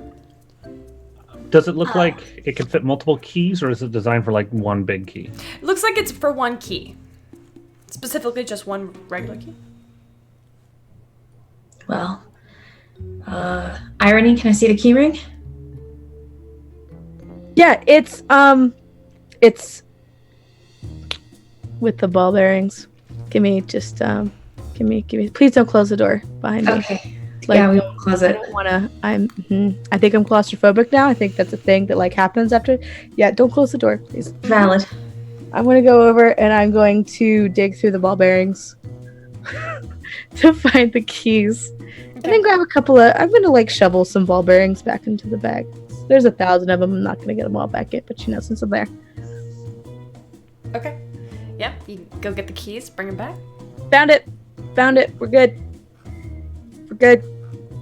Is Never- this lock numbered like the other? Mm-mm. Do any of the keys fit? You want to try each of them? I don't think we used 3 and 4. And we didn't use 3 and 4.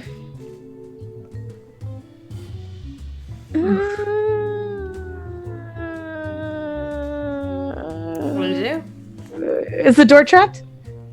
I'm like, Go ahead and make an investigation check. I don't want to get like spiked through the head or poison darts from the ceiling or a log come in Looney Tunes style. The room fills up with water. That's a natural 18 though. Does not seem to be trapped. So like it might just be a normal ass lock. Which means I might be able to pick it. Is the door locked? Is it actually locked? Has anyone opened it? Mobad just goes and grabs the door and tries to open So it. there is a handle. It's less of a handle and more that it's been carved. There's an inlet carved in where you pull from. You're gonna try and pull it open. Hell yeah. Does not open. It is locked. Fuck. Well, that's disappointing. That would have been real cool. You tried. I did not. Did. You thought about it, and you thought about it real well. I'll stop that wall from coming down there. You did. It was amazing. We didn't die. We didn't die.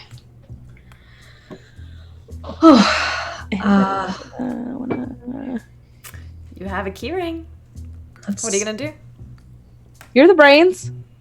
Let's try the key ring first. If that doesn't work, let's try picking it. And if that doesn't work, I have another idea. Explosions. Knocking. Not quite explosions. Knocking. I like knocking with explosions. Knocking with explosions. What? Sure. I just had a thought. Never mind. You gotta hold on to those better, buddy. You really gotta like tight grip. Tight grip. My bad. Next time. My bad. I love him. What are you gonna do? Let's try the key ring. Which keys? Either 3 or 4. Which one? Fuck. Oh! Now I remember. I take out my dragon dice. And I say, let's roll for it. Okay. And it's just 2d6s. I'm proficient in And- those, so we and- should gamble next time. I say, the squiggly ones is a 3. And the not so squiggly ones is the 4. Okay. You're 100% right. I don't want to roll them. I just hold out the dice. I want to roll the dice. All right. Are squigglies or the not squigglies? I'll roll. Is that even or odd? Don't know. God. Oh no. Yeah. Squigglies will be, even? Okay. Okay. I rolled a 6.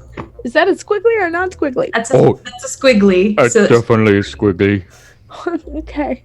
Then most of them are squigglies. There's only 1 3 and everything else is 4. I don't know numbers. Apparently me either. It's fine.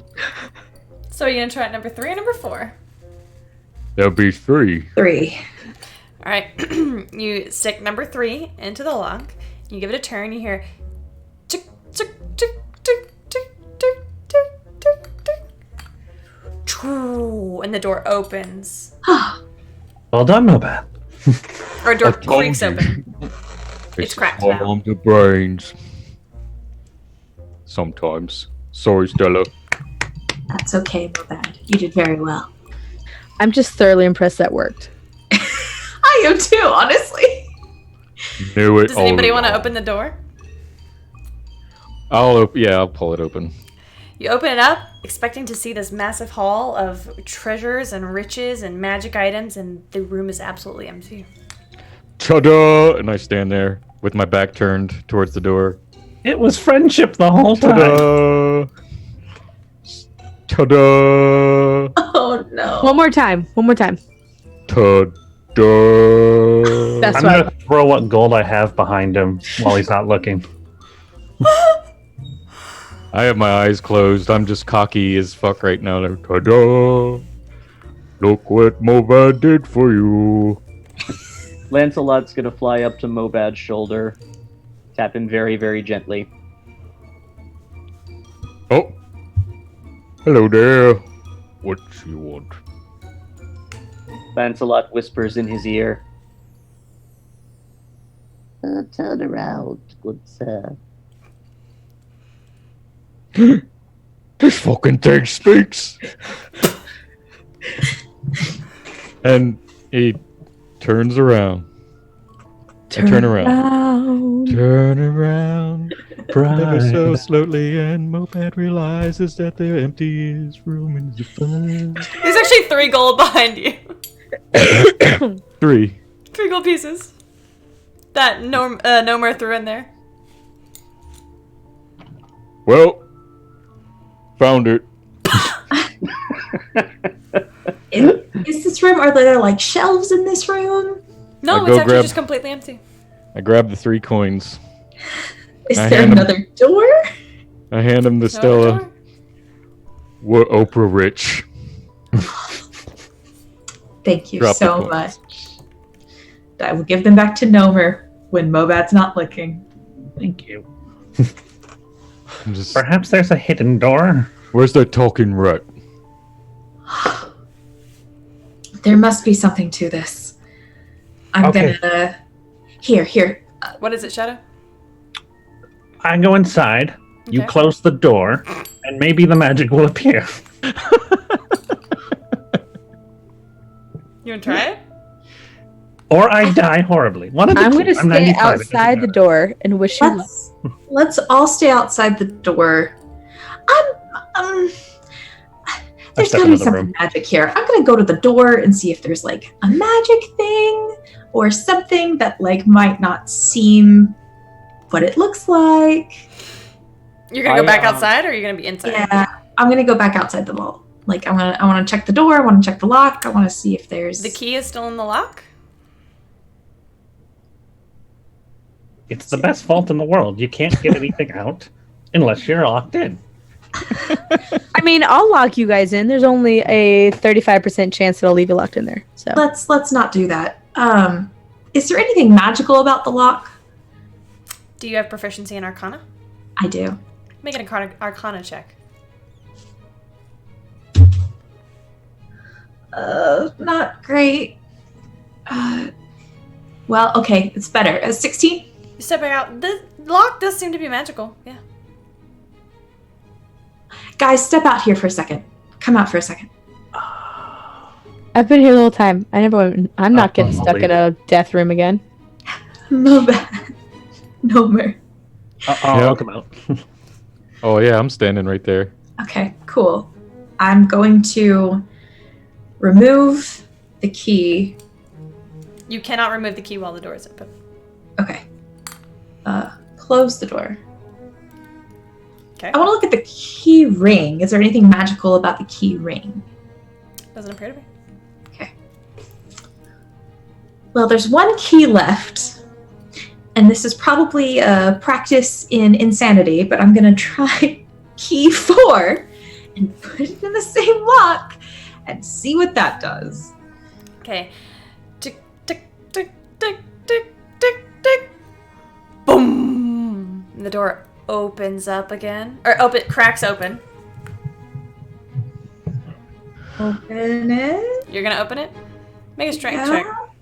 Oh, that's not my jam. No, 8. It's pretty heavy. Mobad slides over and helps. Alright, Thank I'm you, not gonna Mobad. make you roll for it. With one hand, open up this door, and inside, it is filled with riches, gold, silver, It fucking works! platinum, magic items, scrolls, a monkey with golden eyes, a golden Don't monkey touch with that. emerald eyes. Dibs on the fucking monkey. I will And fight you tooth and nail for that. inside are 2 statues of armor and a guard. I need everybody to roll for initiative. This monkey will fight you. Oh, natural 20! 18. The Kate's got it going on! 4 total. What are we rolling? Initiative. Of course. Yes. All right. Who rolled above a 20? I was busy playing with my monkey. Is that what the kids call it these days? Raise your hand if you rolled above a 20. What'd you get? 23. 22. 22. Ah, beat ya. Irony, 22. Stella, 21. 15 to 20. 18. 18. Awesome. Who wants to go first? I'll let the tiefling go. Aid, Mobad. And then the armor and the guard. 10 to 15? 5 to 10? 0 to 5? I rolled a nat 1 plus 3. Ooh. Bless. All right. Run away! Irony. You are up first. This door is open. It is wide. It is 10 feet, about 5 to 10, essentially for D&D purposes, it's 10 feet wide. Actually, no, I said it was 5. It's 5 feet wide. And you've got inside, this room is about 5 feet by 5 feet and 25 square feet. And there are two suits of armor that are at the ready and one guard in between them holding a longsword with 2 hands. What are you going to do? Oh, the armor's not like. Ooh. I thought it was just cool looking. Oh no. Oh no. Okay. Oh no. Oh no. I'm gonna readjust my mustache just real quick because I'm starting to sweat a little bit, so it's starting to peel off. I'm just gonna read it as my free action. Yes. Because that'll hide everything. Mm-hmm. Completely different person now. I'm gonna throw my dagger. Mm-hmm. And then as my bonus action at the person. Okay. And then as for my bonus action, regardless of whether or not that happens, I would like to hide behind Mobad. Okay. Make your attack roll. Are you an assassin? I am not an assassin. I'm a thief. Oh. Okay. But I got a natural 19. That does hit the guard. And I don't get sneak attack on this. Unfortunately, you do not. That's fine because I hid after, not before. It's fine. So that's a little like itty bitty little rink dink D4. So weird using D4s. My paladin has no need for them. Ooh. Well, that's 4 damage. Okay. Hopefully to the face. Not to the face. You actually get him right in his leg. Haha! And then I hide behind Mobad. Make a stealth check. Ooh.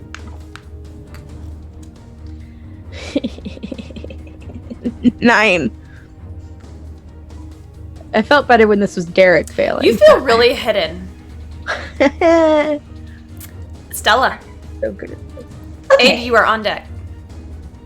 I see the guard holding a longsword with 2 hands, and I was like, I think you should drop that. And I'm going to cast Heat Metal Okay. on the... Nice. Are you saying from outside of the room? Yes, Okay. Heat metal, what's the range on it? 60 feet. Perfect. What do they have to do?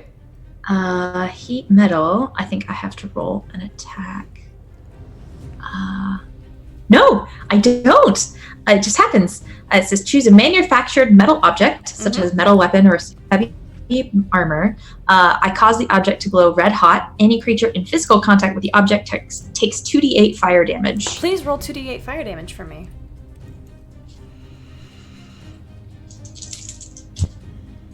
A 6 and a 4 is a 10. Beautiful. You all watch as he's holding it with both of his hands too. Let's go of it screaming, ah, what the hell?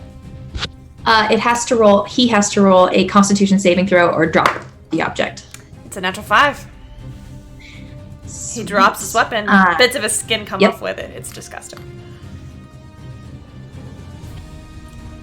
Is that your turn? And that's my turn. You staying outside? For now. Okay. Aid, what are you doing? All right. I am going to cast Hex. Okay. Um, On the guard or on one of the, on the guard or one of the armors? One of the armors. I want to cast it on the left armor. Okay, left armor. You got it hexed. What stat would you like to give a disadvantage on checks on? Strength, dexterity, con, intelligence, wisdom, or charisma? Strength. Okay, strength checks are at disadvantage. For your action? Action. I would like to. Can I cast suggestion as my action or no? What level spell is Hex? Hex It's is a first level? First level, yeah. Alright, so go ahead and mark off that spell slot. You can actually only cast, if you're casting 2 spells at a time, one of them has to be a cantrip. So you can pick Gotcha. from your cantrips to cast as your action spell, yeah. Okay, cantrips. You can do Toll. Oh, you don't have Toll the Dead. You could do Eldritch Blast. Yep. Alright, Blast. let's get an attack roll from you.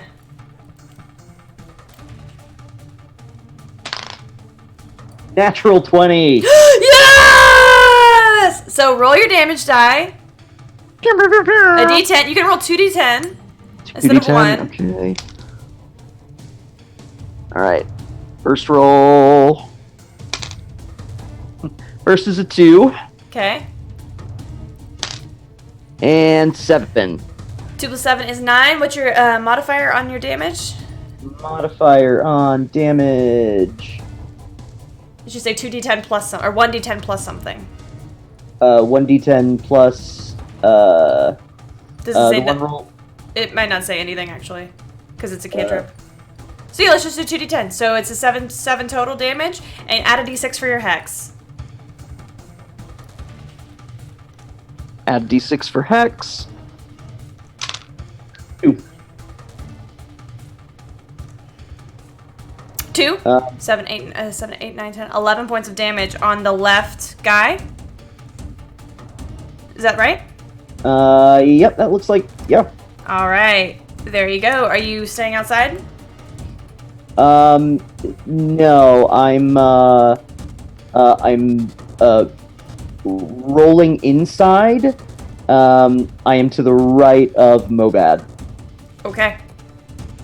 That brings us to Mobad. All right, Mobad. I look when I feel something scrape up against my butt, and I look back to the roguey. What the fuck?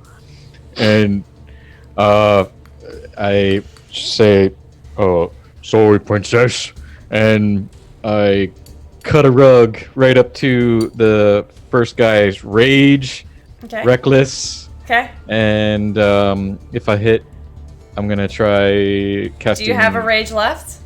I have. Yeah, this You have would be 3 my rages at their last. level? Okay. Yep, this is the last one of the day. All right, they're perfect. So- It's like I planned it this way. Reckless, roll Fine, with then. advantage. All right, so here we go. That's 16 plus stuff That for the hits. first, and just in case, it's 19 plus stuff. 40 and 1d8. Fuck you. That's 1, 2, 3, 4, 5, 6 6 total. How do you want And to do then- this? Oh, I just jump up in the air and yell, beep beep, and just cut him like right in half. Okay, you do so. He never stood a chance. You still have these 2 armors though. Okay. Do you get 2 attacks? I don't think so. Okay. All right. Yeah, That's what I thought. just gonna stay there with that. It is their turn. Raise your hand if you're in the room. Mobad, you're right there. All right, the 2 of you. Okay, so Mobad, they see you as the biggest threat right now. And they are going to run, each of them is going to turn right towards you. And they are going to raise... yeah! Nice! They are going to raise their heavy gauntleted fists at you and make 2 slam attacks. All right. These have advantage on you because you use Reckless. Yes. It's a natural 17 and a natural 2, so that a 17 plus 4 hits, I'm assuming? The natural 2 hits, the 17 doesn't. Yeah, funny. That's a natural 20. Oh, shit. Okay. 12 and a 3. 12 plus 4 is 12, 13, 14, 15, 16. Does a 16 hit you? Yeah, my AC's. So it's 3 hits. And then a natural 16 plus 4 Yep. is a 20. So all 4 of these slam attacks hit you. Okay. Reckless is a bitch. Yep. All right, so each of them are going to do 5 points of bludgeon. Or I'm sorry, each one of them except for one is going to do. So you're going to take 5 points, another 5 points, another 5 points, and then this one comes down and smacks you right against the back of the head for 10 points. So it's 25 points of damage. Okay.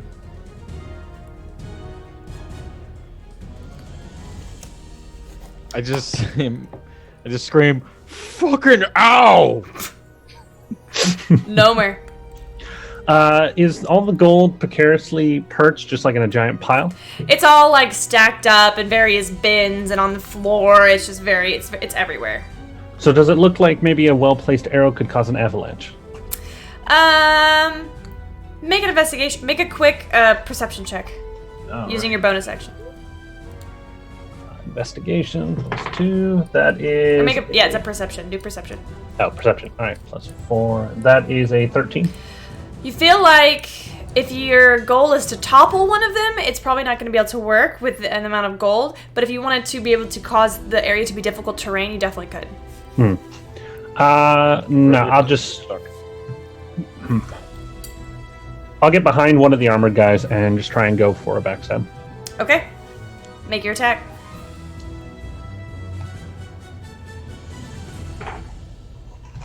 +5. That is 16. That does not hit, unfortunately. These guys are hard to hit.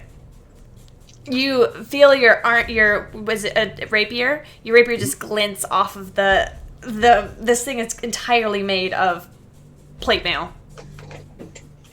That's gonna bring us to irony again.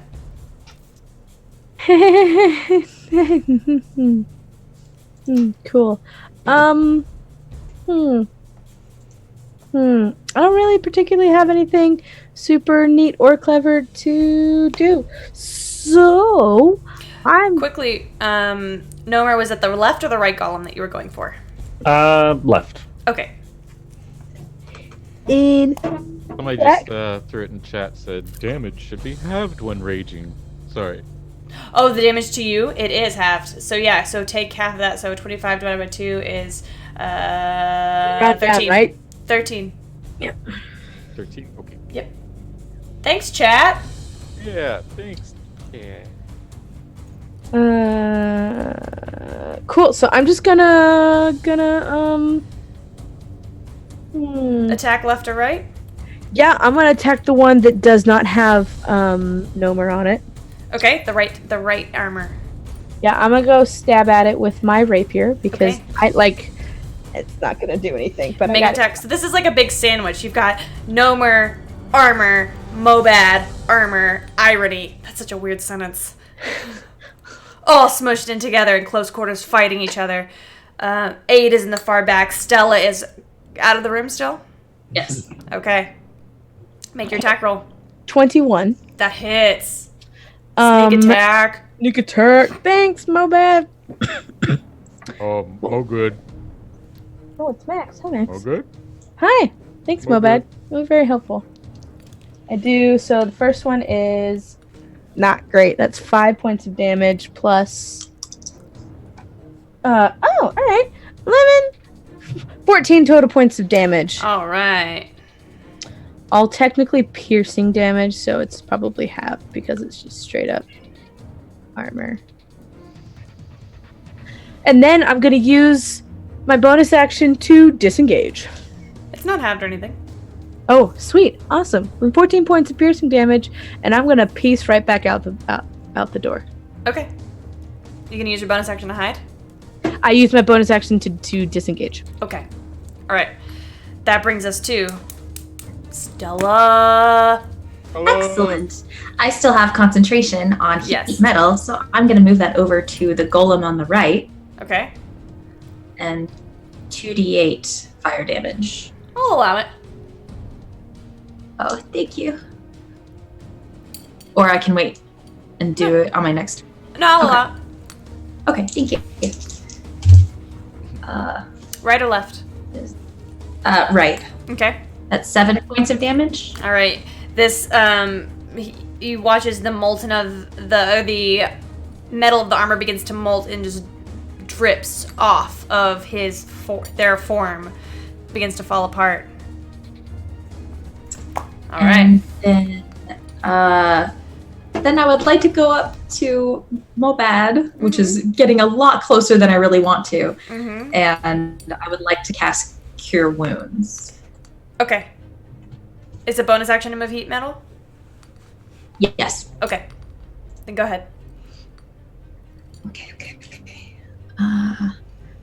You can feel, as you approach Mobad, you see his form, basically his hulking form, breathing heavily as he's taking all this damage. In the molten form, you can feel the heat wave coming off of this suit of armor that you've caused to heat metal. How many points does he get back? Great. He gets 7 points back. All right. Sorry. That's going to bring us to 8. Thank you. All right. Is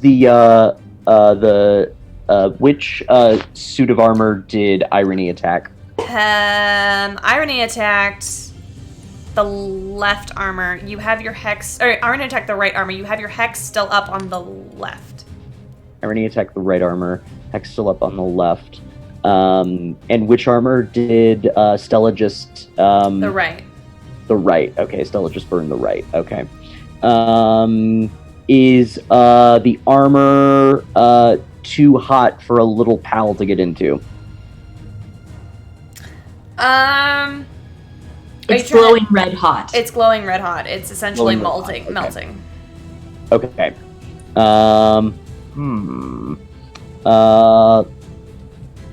Is there a space? I've got my hex on Left. on the left. Okay. Is there a space big enough on the left suit of armor to crawl in?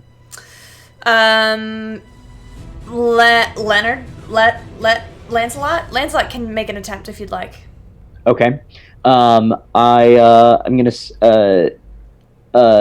do Find Familiar to have Lancelot try to fly into the left suit of armor and tickle him from inside. Okay. Rule of cool. Okay. Make a tickle check. If I had a nickel for every time, no. Every time a tickle? It's an attack roll, but soft. 16 Is that on the die? on the die. Yeah. What's Quasit's dex? I have it pulled up. Roll for a tackle. I'll say that hits. Roll a D100. Your 2% out dice. Your 2d10s. 2d10s. Yeah. Percentile dies. Okay. Wait, I have one. Okay, so I'm rolling twice. Yeah. Okay, great. 20. 60. Sorry, what? 2 and a 6? A 20 and a 60. Oh, did I roll the wrong fucking thing? It's fine. It's fine. 2 and a 6. Yeah. So 26. Okay. So you guys watch, or you all watch as this Quasit flies into the armor in a little crack in the neck, and you're like just scratching on metal. I can't even make the sound. Hold on. Improv. And the armor begins to shift and convulse and falls prone. Oh. This armor is now left armor is now prone. Is that your turn? I would say it's your action to command your cast your Find Familiar. Great. Do I have a cantrip left or no? No, the cantrips are all actions, so you can move, and that's about it. Move. Okay, great. You want to stay in the room or leave it? I'm gonna stay in the room, and I'm going to. I'm gonna dive into a pile of gold that's to the right of Stella and Mobad, where my head is sticking out. It's next to the monkey with emeralds in his eyes. Perfect. You guys watch cartoonishly. DuckTales. DuckTales dives into this pile of gold and peeks his head up. And that's gonna bring us to Mobad. You've got Alright. this hot metal next to you, prone to the left of you. All right. I put my hand over my chest where my wounds are closing up, and I get up on one knee and I look at Stella and I'm like, Stella, did I just get my groove back? And then I go and attack the one that's prone. You have advantage. Okay, cool. 11, 13 plus stuff. Plus what? Oh, 5. That hits. Yes. Okay. All right. 1d8. 5, 8, 10 points of damage. All right.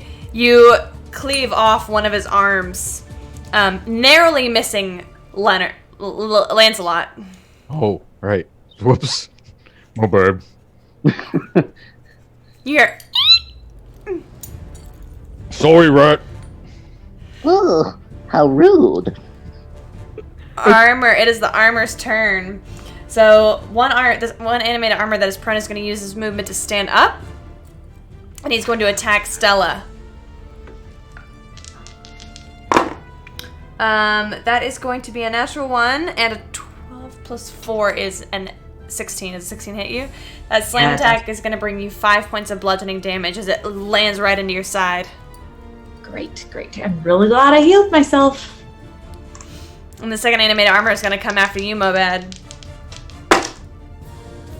2 dirty 20s. Wait, which one hit me?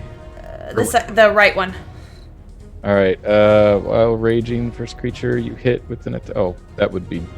That guy's dead already. All right, never mind. Okay. So what? The right armor brings 2 slam attacks right down on each of your shoulders, and that's going to be a total of 10 points of bludgeoning damage, reduced to 5. Yes. Okay. 5 total. That's going to bring us to Nomer. Alrighty. Does the armor look damaged enough for not just a small creature to get inside, but a small humanoid? No. Oh shit. Okay. Then We're I'm just going there. going to attack it from behind, and the one. Which one? The left or right? The one I was hitting before, the left one. Okay. Alrighty. Let's see if I can get higher than a 16 this time. Yeah, you're gonna attack it from behind, you dirty old man. 7. Let me check. I don't know if it hits. No, it does not hit. Are you sure? I'm pretty sure. Yeah. As my bonus action, can I try and just head dive into its legs? Are you a human? I am a human. You want to go between its legs? No, I just want to dive into its legs. Oh, like cannonball yourself. Yeah. I'm just You like, know my what? weapon's not working. Sure. You know what? Fine. I'll give it to you. Make a cannonball check. Yeah, yeet. Yeet. Roll Make a right. yeet check. 16 plus. All right. What would I add for a That's cannonball? fine. That's fine. You watch this old 95-year-old man bowls himself into this suit of armor. You're actually gonna take a d6 of bludgeoning damage. Go ahead. I'm gonna roll your d6. You're each gonna take the d6 of damage, and that's a 5. So you and the armor are gonna take 5 points of bludgeoning damage each. My hip. Which brings us to Irony. So, Mm-hmm. I got a couple things Mm-hmm. that I would like to do. Okay. I would like to stab at the right one again. All right. You got plenty of allies on it. Cool. Well, that's a natural 16. Plus, 5. that hits. Okay. All right. So first one is the. Oh no, it's the rapier. I can use D8. Yes, ma'am. 3 plus 5 is 8. Plus another 3 is 11. How do you want to do this? Woo! I want to, with my rapier, just like puncture it in the Okay. chest plate. I'm on the heart. Mm-hmm.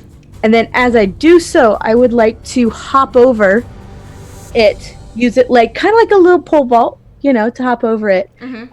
And as a thief, I have a bonus action called Fast Hands, where I can use my bonus action to make a sleight of hand check, use my thieves' tools to open a trap or unlock, or take the use an object action. Okay. I would like to make a sleight of hand check to see if I can swipe that monkey into my bag without anyone noticing. Make a sleight of hand check. While everybody's all busy and stuff. What, Rob, can you find your passive perception? It should be on the left side underneath your, Passive perception, left side. What's your perception bonus? Perception bonus. Under your skills. Damn it. +1. Okay. What'd you roll? A 14 plus 5. 19. Nobody sees it. Cool. And then I'm just gonna, woo! Go team! Stella, you have 1 suit of armor left.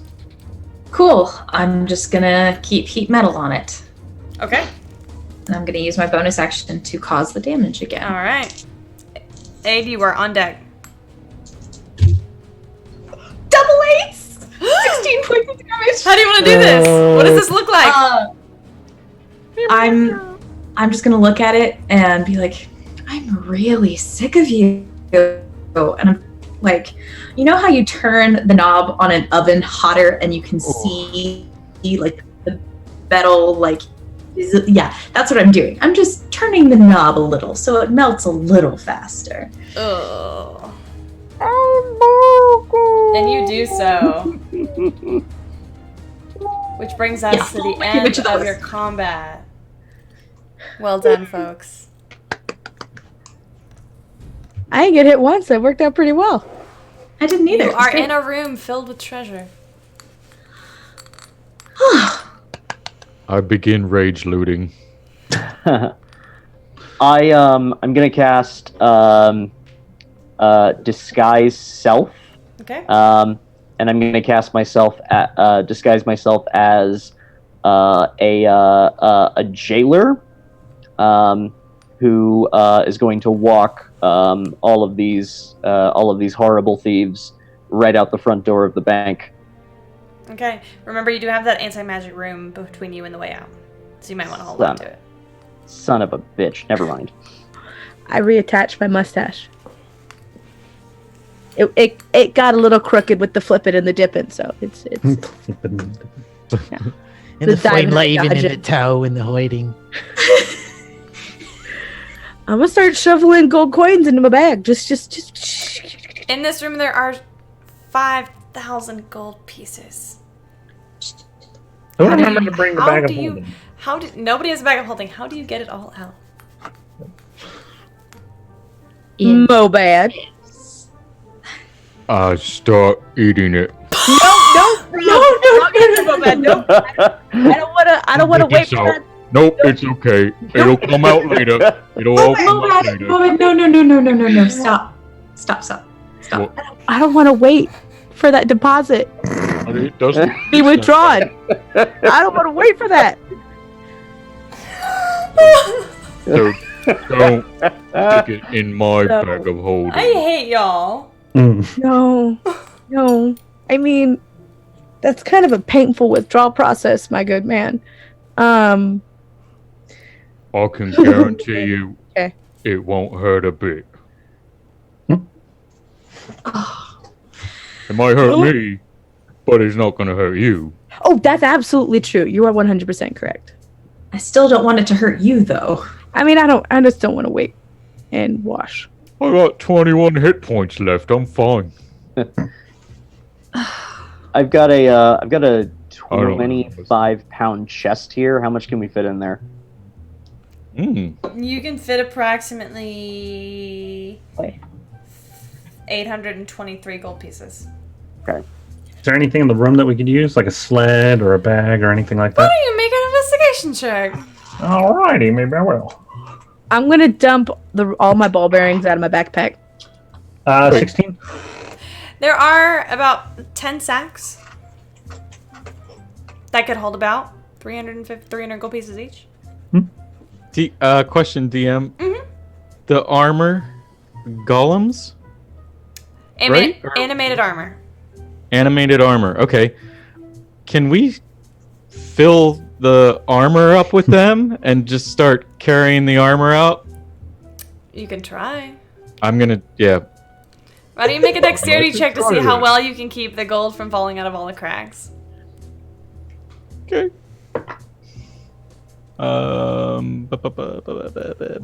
That's a 12. Okay, so you guys watch as your buddy Mobad begins to hoist, like a drunken friend, hoist up this one, especially the only one, the other one, the right armor is totally melted.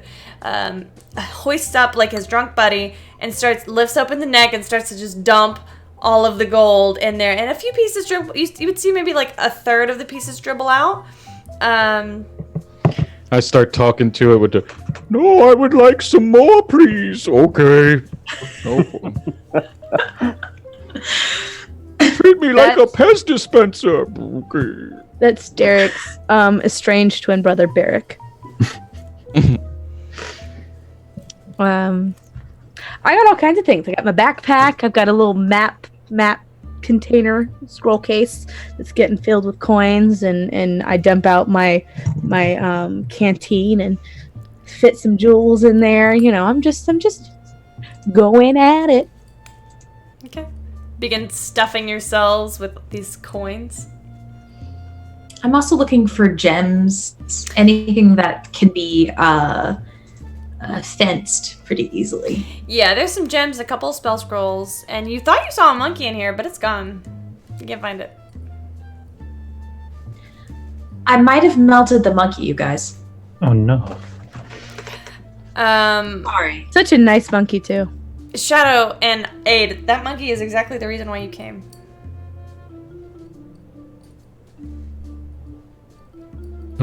What?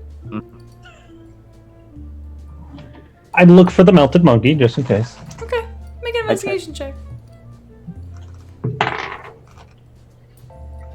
14. You don't find any melted gold. Oof.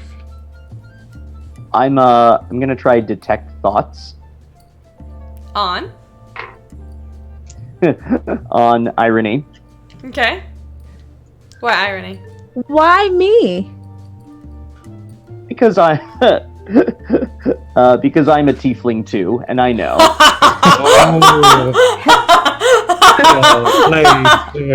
I'm being profiled. Gold. What's the save on your detect thoughts? Save on detect thoughts is balls. Let me open it up for you as well. Bloody hell! Yeah, thank you. No Should be the worries. same as all of your spell saves.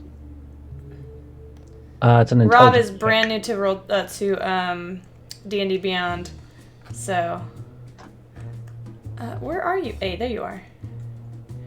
Right up top. I see you. It's in alphabetical order. You're in alphabetical order. Incorrect.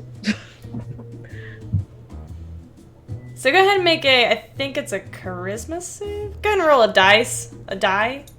Okay. Not you, Rob. Kate. Oh. See, I rolled a 16. Okay, let's see. Let's look.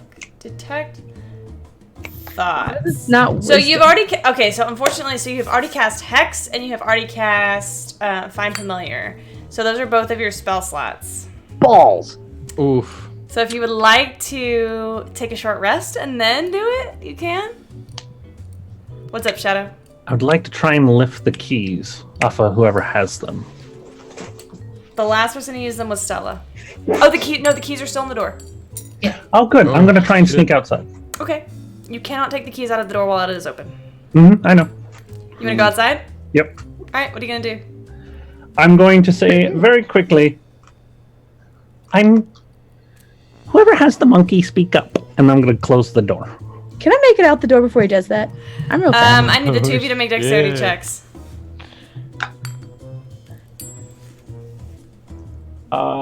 Just dexterity. Yes. So plus 3. That is a 12. I rolled a 12 plus 3, 15. So you can get just out the door by the time he closes it. Leaving everybody else locked inside. So, like, no more. You know each other. Don't do that. No more. This is. I mean, I get it. I get it. You get it. But they're locking people in a room, threatening. Like, are you just gonna leave? Are you just gonna leave them in there? No. I'm looking for the monkey. Can you tell me you don't have the monkey? I don't have the monkey. What are you talking about? There's a monkey. Wait. Insight check. Go ahead and roll for insight, and let me get a deception. Both of you message me your roll Message. on Discord. Yep. What is my deception? It's not that great. It's not that great. It's fake. Are we having a rogue off? We are having a rogue off. Yes.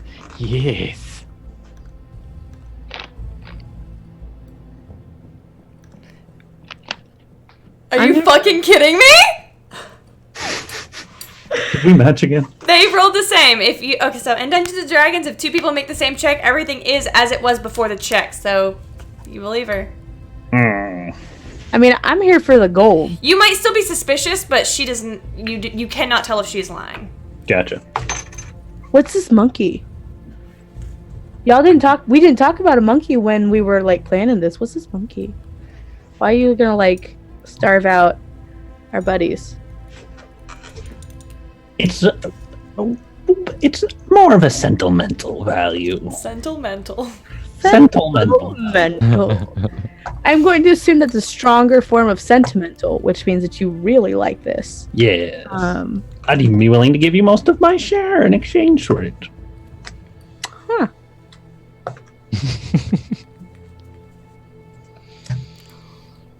That's a lot. It is. You should tell them that. Speaking of them, you guys are now locked in this vault. Stella, Aid, and Mobad. What are you doing? I'm looking for that monkey. I had called dibs on that a while ago.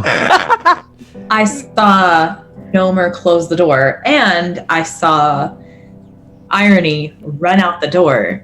Do I know Irony well enough to You make that call. She's I a would. tiefling. Wow! Whoa! What? Persecution. Wow! What?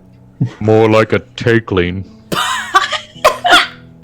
I already told you guys. I don't want to get locked in a magic room again. You're not there. So I pieced out of the room during battle. It's fine. I'm gonna beat myself. I'm gonna call through the door. Nomer, let us out. Irony. Yeah? You have the monkey. You don't hear anything from the other side. It sounds completely soundproof. And Nomer and Irony don't hear anything from the inside. Ooh. Shit. Maybe they're dead already. Oh, I doubt it. Why would you kill? There was a guard in there, wasn't there? It's not airtight, is it? No. Wait. Stella, where did the other two go? Well, Nomer decided to close the door in order to figure out if someone took the monkey, and Wait. Irony. You say the monkey is missing? I think so. I thought I melted it, but Fuck it. I'm out. why did you want the monkey? I just thought it looked cute. I It don't was care a about these gold coins. I wanted to put that on my mantle. Prized possession. No. I want to give him. Kate wants to give him everything. Oh, Mobad. Well, first I things sit first. down and pout. Oh no! As Shit. Make a pout check. Natural 17. Plus charisma. Right, because +1, 18. For some reason, Nomer, you start to feel really guilty.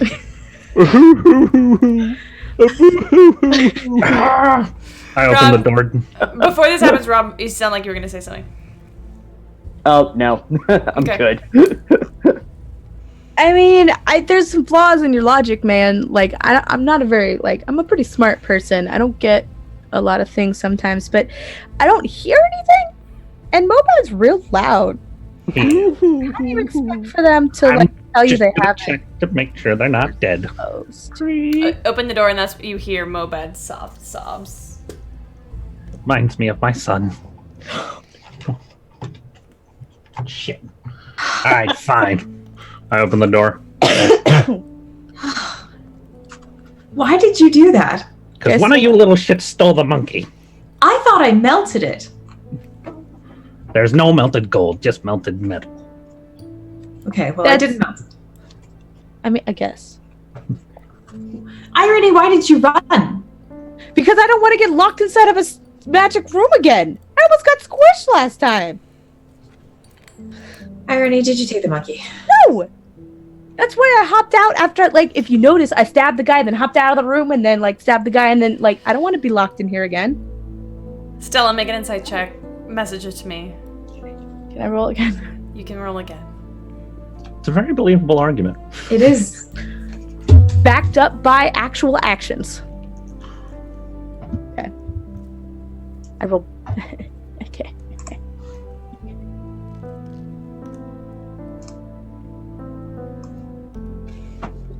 Bummer This is from true. Mobad. This song is from Mobad crying.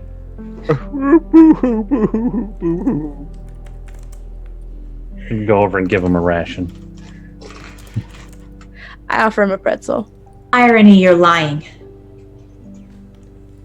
About what? The monkey. I didn't want to, like, hop out of the room. I don't have the monkey. I want to hop out of the room. You have the monkey and you're lying. That is categorically untrue, ma'am. No, you're lying. I'm gonna get locked out of the room. I'm gonna start going outside. I've got plenty of gold. I can hardly carry it. I'm gonna. I grab the back of it the up. bag. Irony. Yeah. Open your bags. There's lots of gold. You saw that. Yes, and I think there's a little bit of gold in the shape of a monkey as well. Disengage. I'm holding her. You said you grabbed the back of my bag. Yes. Oh, the one you shit. stuffed the monkey in. You don't know which bag I stuffed. I don't. You're right. Guys! My shirt. Slip. Bye. Dora the Explorer lost her backpack. What's up, Rob? I've still been hiding just after my DuckTales leap into the gold. Refresh my memory. Cantrip. I can use a cantrip. Yes. Great. All right. I'm gonna cast Thaumaturgy, and I'm going to create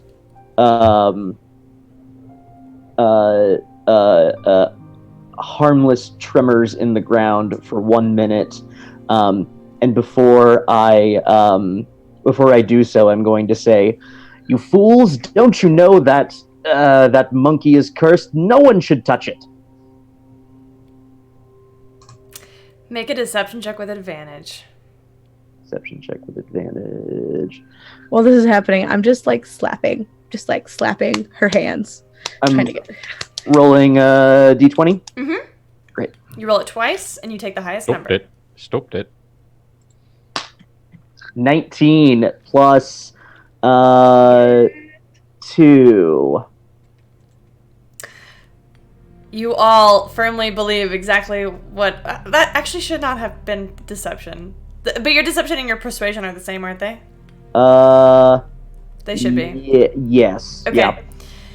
So, as soon as you hear Aid say this, you start to feel the tremors in the ground. Irony, what do you do? Right. First the missing monkey, then you make my eyes rain, and now the ground's shaking.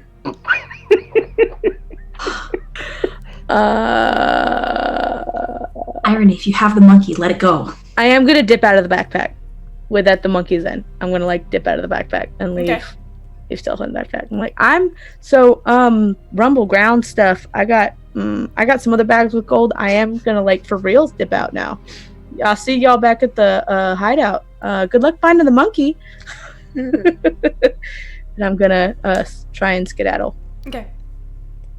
because I really, descending ceiling. Okay. I'm gonna open the bag. Is the monkey in it? Yes. Its She held the monkey. ruby eyes glow a little bit. I thought they were emeralds. The emerald eyes glow a little bit. Doesn't The matter. gemstone eyes glow a little bit. Fair. Well, okay, so we don't touch it. Let's just leave it here. Do we have a plan to get the rest of the gold out? Shifts, I guess?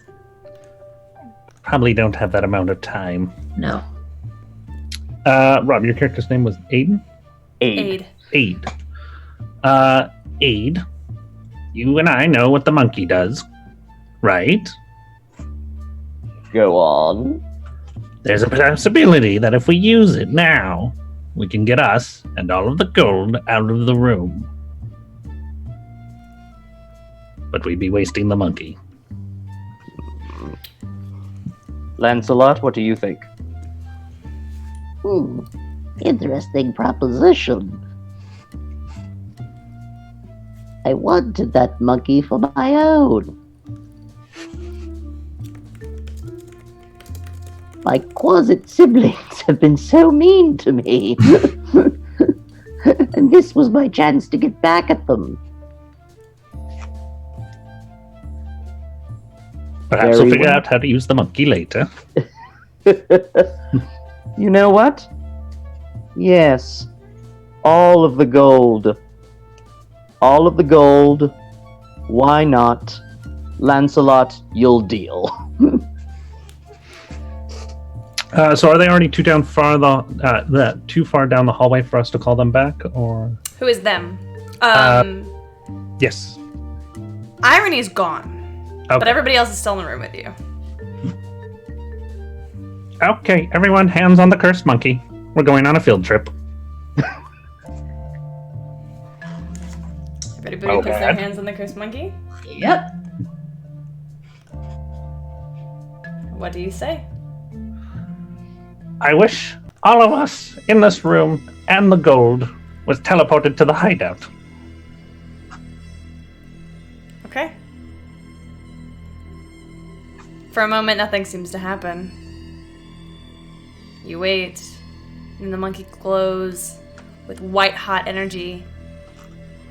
All of the surrounding area, this room, these stone walls, it all burns away in this bright light. And as you open your eyes, you have been transported to the hideout. All of the gold exactly in the same place it was in the safe, now surrounding you in your safe haven, miles and miles away. I'm really glad that worked. I was kind of hesitant. Was there a chance that it wasn't going to? 60-40.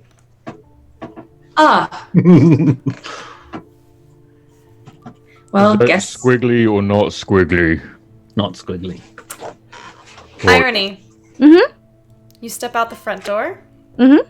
10 guards wait you. Shit. Crossbows aimed right at you. You're going down, Tiefling! Come with us! You'll never take me alive! And that's where we're gonna end the session tonight. So sorry. You'll never take me, coppers. Yeah, see? Nah. The irony of the character is that if she had just not been a dick, fine. Fine. Yep, I knew as soon as you left, I'm like, ha ha ha ha ha ha ha! I love character justice. It's my favorite thing. It's my favorite thing. You guys were awesome. Thank you so much in joining me for that amazing one shot. I love one shots that are under 2.5 hours. They are my favorite. They're great. They're amazing because I don't have that great of an attention span. So, so really quickly, thoughts? Super fun. Yes, and on the one shot on side quests on your fellow players. I'm very sorry we left you behind. No, don't be sorry. If that hadn't happened, y'all still wouldn't have seen her again. It's fine. And I'm very glad I finally got to play with Mobad. Yes, all right, thank you. I loved Mobad. Mobad is amazing. I want to give Mobad everything. I also want to give Lancelot everything. My quasit siblings. Sign up for Mobad's PayPal. I want Mobad to be on Open for Adventure so badly. Oh my god, please. Your wish is my command. Yay! Well, without further ado, Rob, big props to you, sir. That was well played. Thanks for carrying my ass through that, guys. I loved your flying, talking rat. Lancelot is the best part of me. Big mood. Do it. Same. Do it. Yeah, Rob, awesome job at coming in and playing and hanging out with us. We greatly appreciate you and your expertise. It was so fucking fun, y'all. What a good time. Yeah. Agreed. So, for those of you still hanging on, don't forget to give Hoda a follow. If you like what I've got going on here, come follow us on Open FOR Adventure. You might see some more of these lovely people over there. Don't forget to catch us next week where we will be doing this all over again. Next Friday at 7 o'clock Central Standard Time. Woo! And so let's go ahead and sign off. So we're going to go ahead and go around. So feel free to say your name, where you're from, anything you want to say about yourself, any plugs that you want to make for any channels that you have or any upcoming stuff that you have, your Twitter, etc., etc., etc. And Kate, go ahead and start us off. Okay, I'm Kate. You can find me on Twitter at KatesD8s. You can find me on Twitch and Discord at KatesandD8s. I live in Texas, and aside from being on Open for Adventure, I don't currently have any other ongoing projects. However, I am going to be in a live-streamed The Elder Scrolls D&D game tomorrow afternoon. What? Wes Johnson and Paul Baker, who are the voices of Sheogorath and Haskell from Oblivion. And that is going to be live streamed tomorrow. And I'm pulling up the link. Give me 1 second. I actually won a contest in order to do this. So Oh my god! I am so super psyched. The link for the show is going to be, you can go to twitch.tv/OneUpDS. And starting at 3 p.m. to 5 p.m. Central Standard Time, you can find me playing my character Beatrice, along with Paul Baker and Wes Johnson. Damn. Very exciting. We're so excited. And don't forget that they advertise Kate as the star of Open for Adventure. She stars in her very own Twitch stream, Open for Adventure. I had no idea. I'm just chopped liver on there, frankly. Yeah, I'm just also chopped liver. Like, pardon You're me. the narrator. It's fine. Pardon me. Thank you, Kate. We'll go on to Shadow. I will be on Hota Season 2. I'm Shadow. And you can also catch me on YouTube on Botch Fight and occasionally on Twitch on Botch Fight. Botch like as in you roll a 1. So, Nice. nothing Chris. excited as Oblivion. Right? I am Chris. I am the East Coaster over here, and yeah, I'm also on season 2 of Hoda, or will be soon. I'll be playing Treble, the half gnome, half tabaxi, if I even got that right. And Are you playing a miniature cat? Kind of like a.